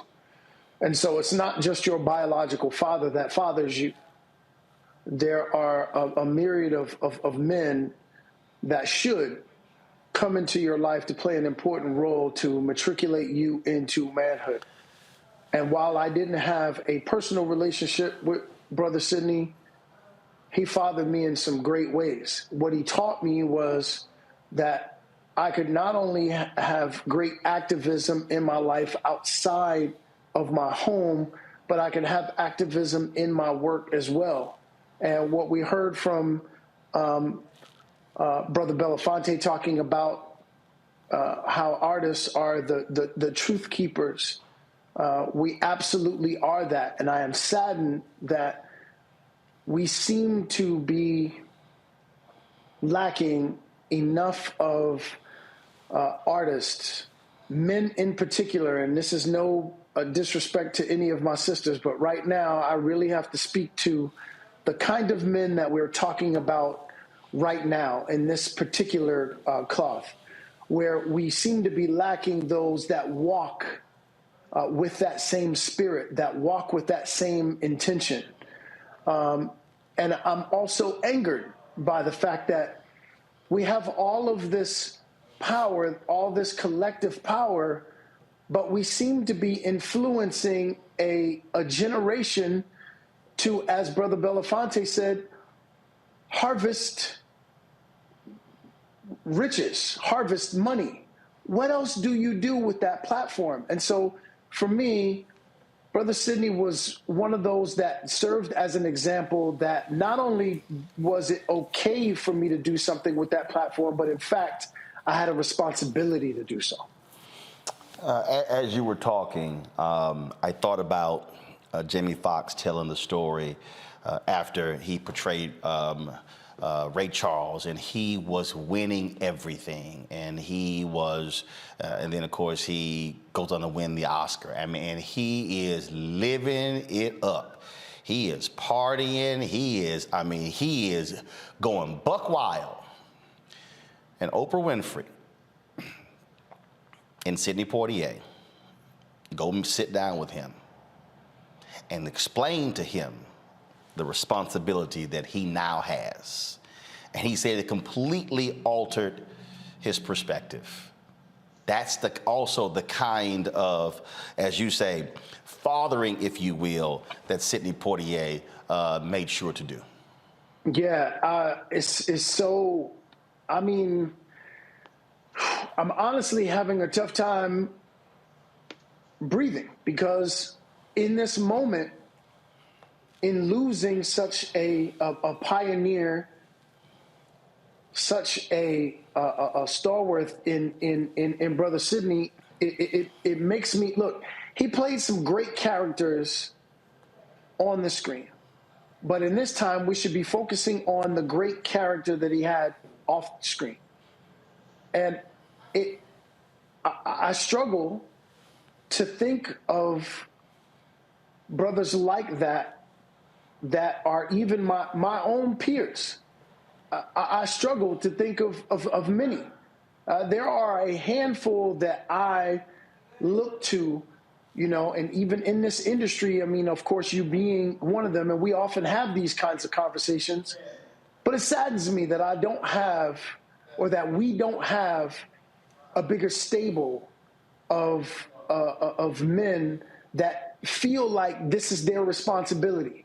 I feel like we're having the kinds of conversation about how to get at the bag. And I hate those kinds of conversations, because what it seems to suggest is that our lives are really about how we garner more in order to get clothes and shoes and jewelry and cars and make these live posts on Instagram about how we're living it up, as opposed to how we impact the lives. Brother Sidney had no idea that he was impacting me, but he was. And that's why every single day when I walk through this life, I know that I have to walk in a very specific way, because I know that I'm impacting someone's life. I have no idea who that is. I just know that that is what it is. And so I have that responsibility. And so given this platform, I know that my maker intended me to do something very specific with that. And I've been asked on occasion, what's the greatest role that you've ever played in your life? And I always say the role that I play as a man, because not throwing shade at anyone, and we don't have to name any specific names. I'm sure that we can come up with quite a few, but there are example after example of brothers who have not walked in a very specific way, and it has tainted and tarnished things that they've done in their career, even their great works of philanthropy, based on the things or the missteps that they have taken in walking this life out as a man. And so our activism has to be not only off screen, but on screen. And those are some of the greatest lessons that I took from Brother Sidney's life. And I'm so glad that you intertwined both Brother Harry and Brother Sidney, because they are great examples that I look to every single day about how I better walk my life out every single day. Dondre Whitfield, I appreciate it, brother. Thanks for joining us on Roland Martin Unfiltered to honor Sidney Poitier. Love you, Brother Ro. I appreciate you. Appreciate it as well. Thanks a lot, my brother. Say hello to the wife, Sally, and to that golfing son of yours. Yes, sir. All right, then. Folks, Tim Reid, comedian, actor, director, producer, studio owner. He's done it all. He joins us right now, right here on Roland Martin Unfiltered. Tim, always good to see you, my fellow Alpha brother. Yes, brother. How are you? I'm doing great. Just share your thoughts and reflections about Sidney Poitier.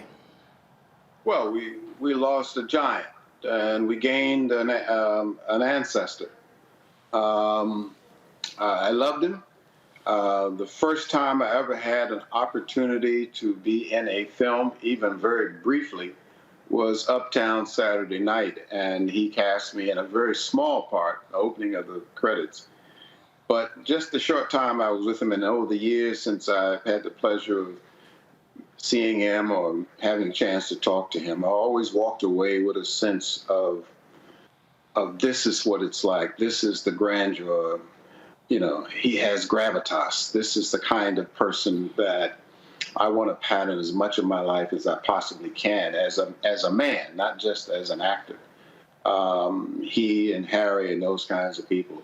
For a little colored kid raised in segregation and dreaming upon dreams, seeing these people on television, and then having the pleasure to sit next to them and talk and meet them has been one of the greatest blessings that I've had in my life.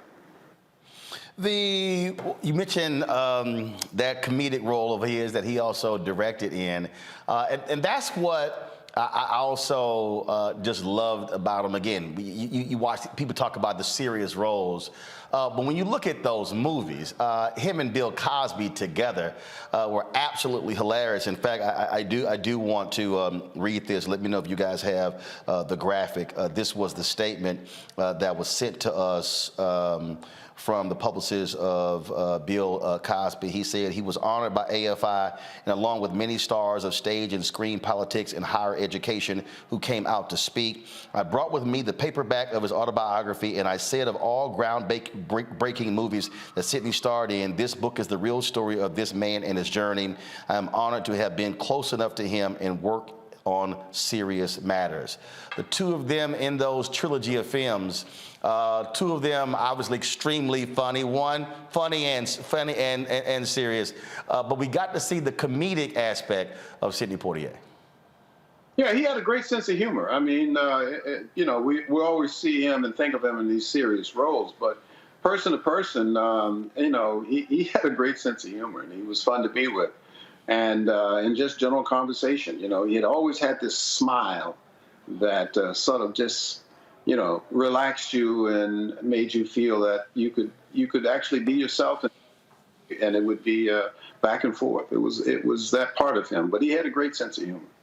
He certainly did. Tim, I appreciate you joining us, sharing a few words with us about Sidney Poitier. Be sure to tell your lovely wife, Daphne, I said hello. Will do, and thank you, Ro. Appreciate it. Thanks a lot. Folks, young actor, many say is following the footsteps of Sidney Poitier, is Sterling K. Brown. He joins us on the phone right now. Sterling, thanks for coming on Roland Martin Unfiltered to talk about Sidney Poitier. Mr. Martin, thank you so very much for having me. It is an honor and a pleasure to be here to discuss this great man. What does Sidney Poitier mean to you? Class personified, someone who not only showed you how to conduct yourself in front of the camera or on set, but also someone to show you how to conduct yourself in this business, how to sort of make sure that you were trying to put your best foot forward in making sure that the people that you represented, be that your family, your community, your race, felt good about what they were seeing when they saw you and the work that you did. I asked Debbie Allen this question. I mean, when people were in the room and he walked in, the room shifted. Yes. It changed. Yeah, absolutely. There's a presence, there is a respect for someone who was the first of so many things. You know, it's funny because people will talk to me about, you know, the first person to win a SAG award in this category or Golden Globe, but I'm like, nah, I stand on the shoulders of giants in a time in which the industry really only permitted a couple of people. There was Sidney, there was Mr. Belafonte, but like there wasn't a lot of folks who we could look to for representation.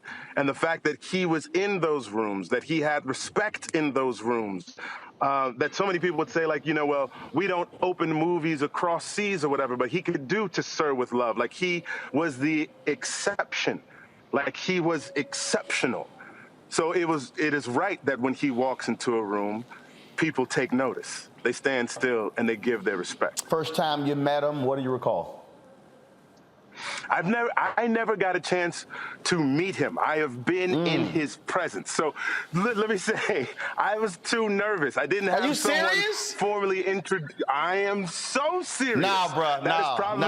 Nah. Let me tell you something, Sterling. I tell everybody, ain't no guarantee you ever gonna be in a room again. Man, that's the truth. My whole deal, this is a true story. 2012, we find out that Harry Belafonte and Sidney Poitier are going to present an award at the NAACP Image Awards. Guys, that's photo one. Pull it up, please. And so I called Ben Jealous, who was then the CEO of the NAACP. He tells me it's true. I then called Mr. B. I said, yo, I ain't never met Sidney Poitier. I want to meet him. So when they walk out on stage, everybody stands up. Everybody stands up. And that's the photo right there, 2012. Everybody stands up and they're cheering. Yes. I get up from my seat and I go backstage because I don't know how long he's going to be there after the award. So Sterling, I go backstage and I'm waiting. And so I walk up and Harry goes, Sidney, Roland Martin. And I said, Mr. Poitier, good to meet you. He goes, no, we've met before. When? And I look at him, I'm like, no, we have not. He says, oh, yes, we have. You and I have met through television.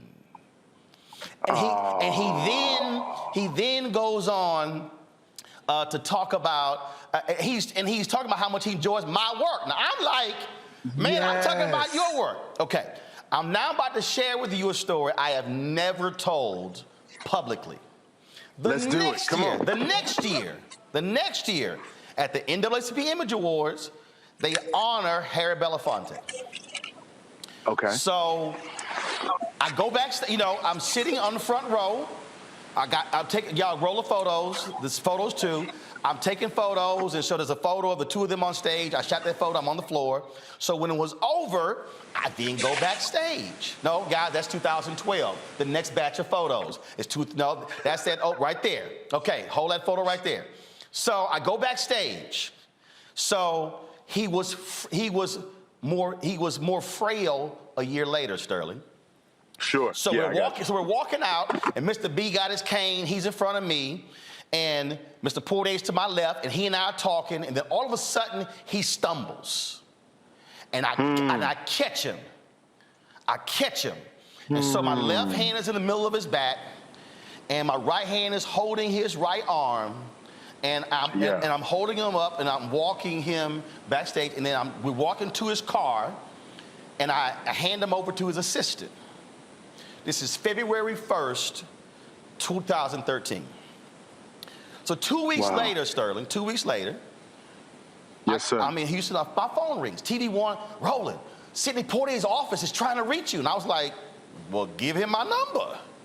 And so like 5 and 6 people are calling me. They're calling me, and I'm like, yo, what's the deal? I said, give me his number. So I give him my number. And Sterling, this is what happens. He answers the phone. He says, he thanks that. He said, "Thank you for calling." And then this is what he begins to talk, and he says, "Yeah, you were really effective."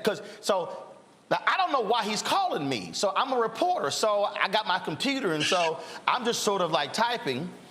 He goes, "You really were effective. My situation that night. I have this heart thing. I get them from time to time. As a matter of fact, I'm quite close to doing something about it, which has to do with surgery. I did try to reach you to let you know how deeply appreciative I was and still am from what you did on that evening. But this is where he made me cry, Sterling." Give it to me. He says, and I'm trying to hold it back now. This is what Sidney Poitier says to me. This is February 15th, 2013. Okay. He says, "I watch you constantly on the show that you work on, and I find your point of view on issues that are very immediate in the lives of all Americans.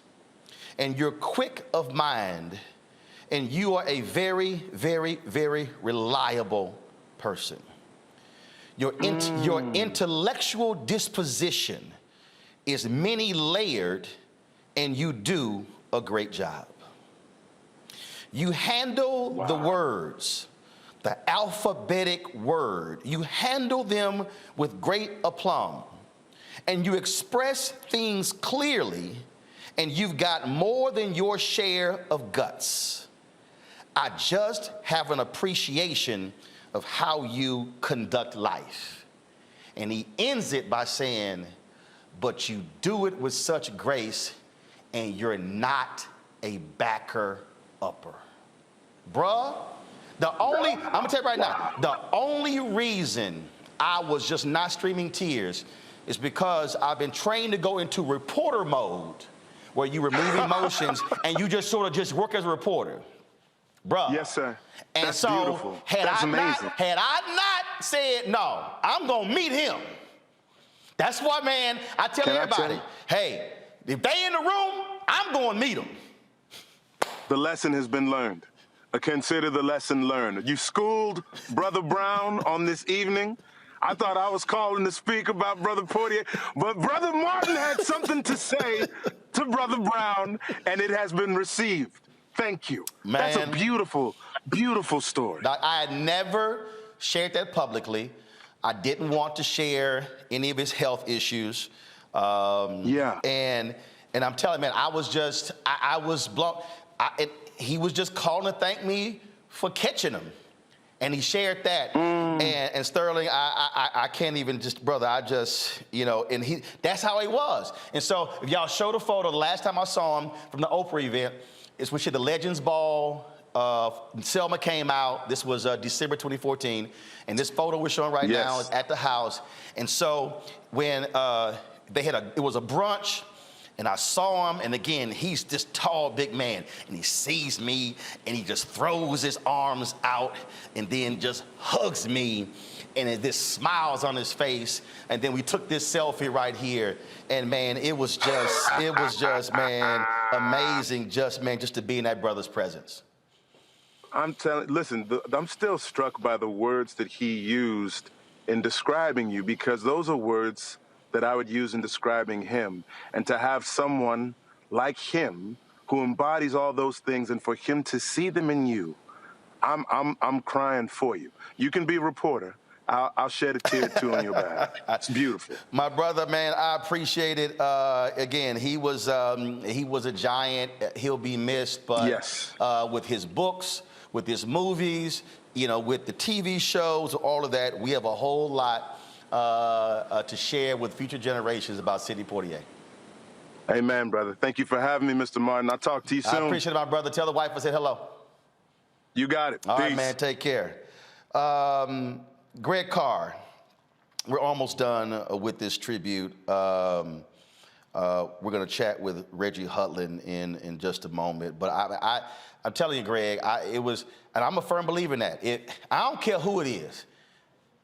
I'm going to get to them. I'm going to say hello. I'm going to shake their hand. I mean, it don't matter.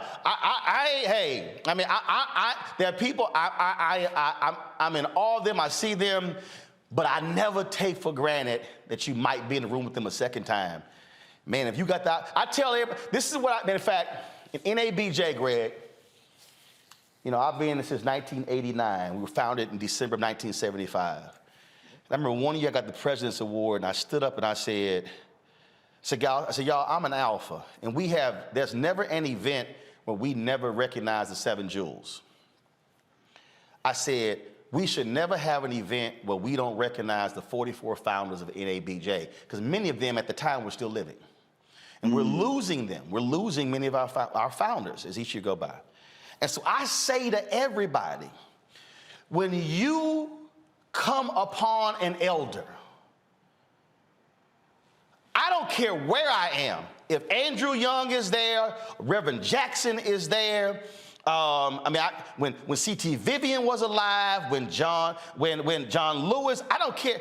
I never took for granted that I was in the same room with them. I always walk up to them and pay homage. You have to. And you just gave us a master class in how to do it. While everybody's standing on their feet, you make a beeline to backstage, because you know he's not going to be sitting there for that whole thing. That's the technique, brother. That's born from experience. My mother, Fisk gave Mr. B an honorary degree, now the faculty you're on, and she stepped out in the middle of commencement, was like, give mother a hug. Because like several generations now of black women, not just black women, but I'm thinking now about black women, Harry Belafonte and Sidney Poitier were their imaginary boyfriends in their mind. so there, I'm sure there have been any number of folk who did what you did to Sidney Poitier, but to the point you're raising, you did it because you never know. You don't. Again, thinking about, we can't obviously, in even a long special, go through all his body of work, but even mentioning a piece of the action again, and that trilogy. Folks, again, white stream media will mention, In the Heat of the Night, They Call Me Mr. Tibbs, the organization, that trilogy. But that trilogy of Uptown Saturday Night and a piece of the action and Let's Do It Again, it was Poitier's comedy, but he played the straight man. Right. Which is hilarious. The hypnotist, all that stuff. But the reason I'm raising that is because, and I almost forgot about this until a second ago. Remember, it was James Earl Jones who forced Cosby and Poitier to go teach those kids in A Piece to Action, and that made me wait. James Jones is still here. Yes, I mean, he so is. you never know. And That's in fact, I've never been in the same room with James Earl Jones, and I seriously, I'm like, yo, I never got to meet Ossie Davis, never got to meet Gordon Parks, and I've always wanted to meet James Earl Jones. I've never been in the same room with him. And again, that's why I said this thoroughly. Hey man, I don't care. I'm telling you right now. I'm telling you right now. If I was on the streets of D.C., yes sir, and James Earl Jones, and I saw he was getting in the car, we already know. I would stop traffic. Hell no, y'all ain't moving. I'm gonna shake your hand. I would stand in the middle of traffic will stop. I'm gonna say hello and say, brother, thank you for all that you've done. No question. Hey man, I just want to say this to you right quick, Roland, as well. Tonight, you've added another special as you pay tribute to these new ancestors. I mean, this is one of your fortes, and I just want to. I was listening to our sister Debbie Allen, ever the master teacher, helping those young people understand. And I just wanted to say to you that this intergenerational convening, particularly when you had Brother Whitfield and then Sterling K. Brown, it helps us understand that we have an obligation to share with young people who these folk are. And, maybe those children in Debbie Allen's class today may not have heard of Sidney Poitier before today, but they were impacted by him, even in ways we might not think. Remember, was it Let's Do It Again, where they, had Jimmy Walker and all them? Remember the two characters, John Amos, Brick City's John Amos, yes, sir, played 40th Street Mac, and Calvin Lockhart played a character named Biggie Smalls. Now these young people don't even realize that name came out of Sidney Poitier and Bill Cosby, and they would never associate it. It's just, but tonight, there's nobody else is going to do what you did, brother. They're going to be tributes pouring out and they are from everywhere. But tonight, this is black folks to the world, not just for black folk, but to the world. But it's unique, brother. And I want to thank you for doing this. Man, I appreciate it. I sat there today and I watched mainstream news. I looked at, packages were done. But truth be told, folks, there's no reason in the world we didn't see wall-to-wall coverage. There's no reason we didn't see panels. There's no reason we didn't see far more than that, because there are not many folks in Hollywood alive on the level of Sidney Poitier. Yeah. And when I say not many, I'm talking about less than on one hand. I mean, and I can't think of anybody, Roland. I mean, you can, look, Gene Hackman is still alive, Robert Duvall, but again, Sidney Poitier was heads and shoulders above. But Hackman and Duvall, or any of them, for example, like another example, just what we're talking about, the relationship between black women and black men. Right. In A Warm December, he had the Jamaican actors. Esther Anderson played a couple. For the Love of Ivy, he had Abby Lincoln. They were a couple. Uptown Saturday Night, Rosalind Cash, Let's Do It Again, Lee Chamberlain. Even the way they modeled the relationship between black women and men. No white actor in Hollywood did that. I can't think of anybody, Roland, quite frankly, who would take a seat to it. You're right. This should be wall-to-wall coverage. So I want everybody to understand, when you hear Greg's brother, Reverend Carr say in our promo, bring your eyeballs home. Yes. Tonight is a prime example of why Roland Martin Unfiltered was created after TV One canceled News One Now. And it's a prime reason why I created Black Star Network. Folks, there is no other place. Our tribute began 2 hours ago on Sidney Poitier. I can't even tell y'all the people who I reached out to who couldn't come on for a variety of reasons. Run the list down, I reached out to them. And so this is why, again, what does that Freedom's Journal say? We wish to plead our own cause, too long have others spoken for us. Mainstream media has not given Sidney his just due today and tonight. But that's why we did this. Be more next week. The others who are still reaching out. People have been outpouring on social media.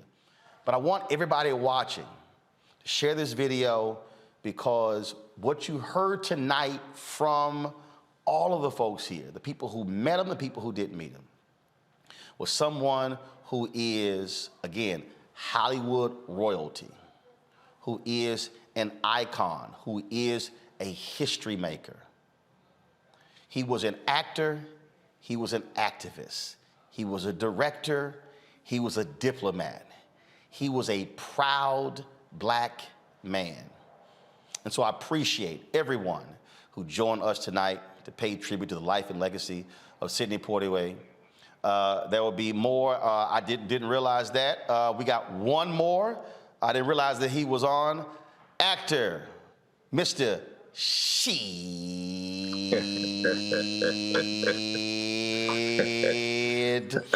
Isaiah Whitlock, how you doing, Doc? How you doing, man? I'm all good. Just share with us, you do take us home. Share with us your thoughts about the great Sidney Poitier. You know, it was very heartbreaking when I heard that he had passed away today, and it was very sad. A lot of emotions and things ran through my whole body about when I first started watching his films. Inspiration he was to me as far as my career. Watching Guess Who's Coming to Dinner with my mom and a Studebaker Lark at the drive-in really made me want to be an actor, and it was incredible. The inspiration that he had for me, not just for me, but for other actors, and I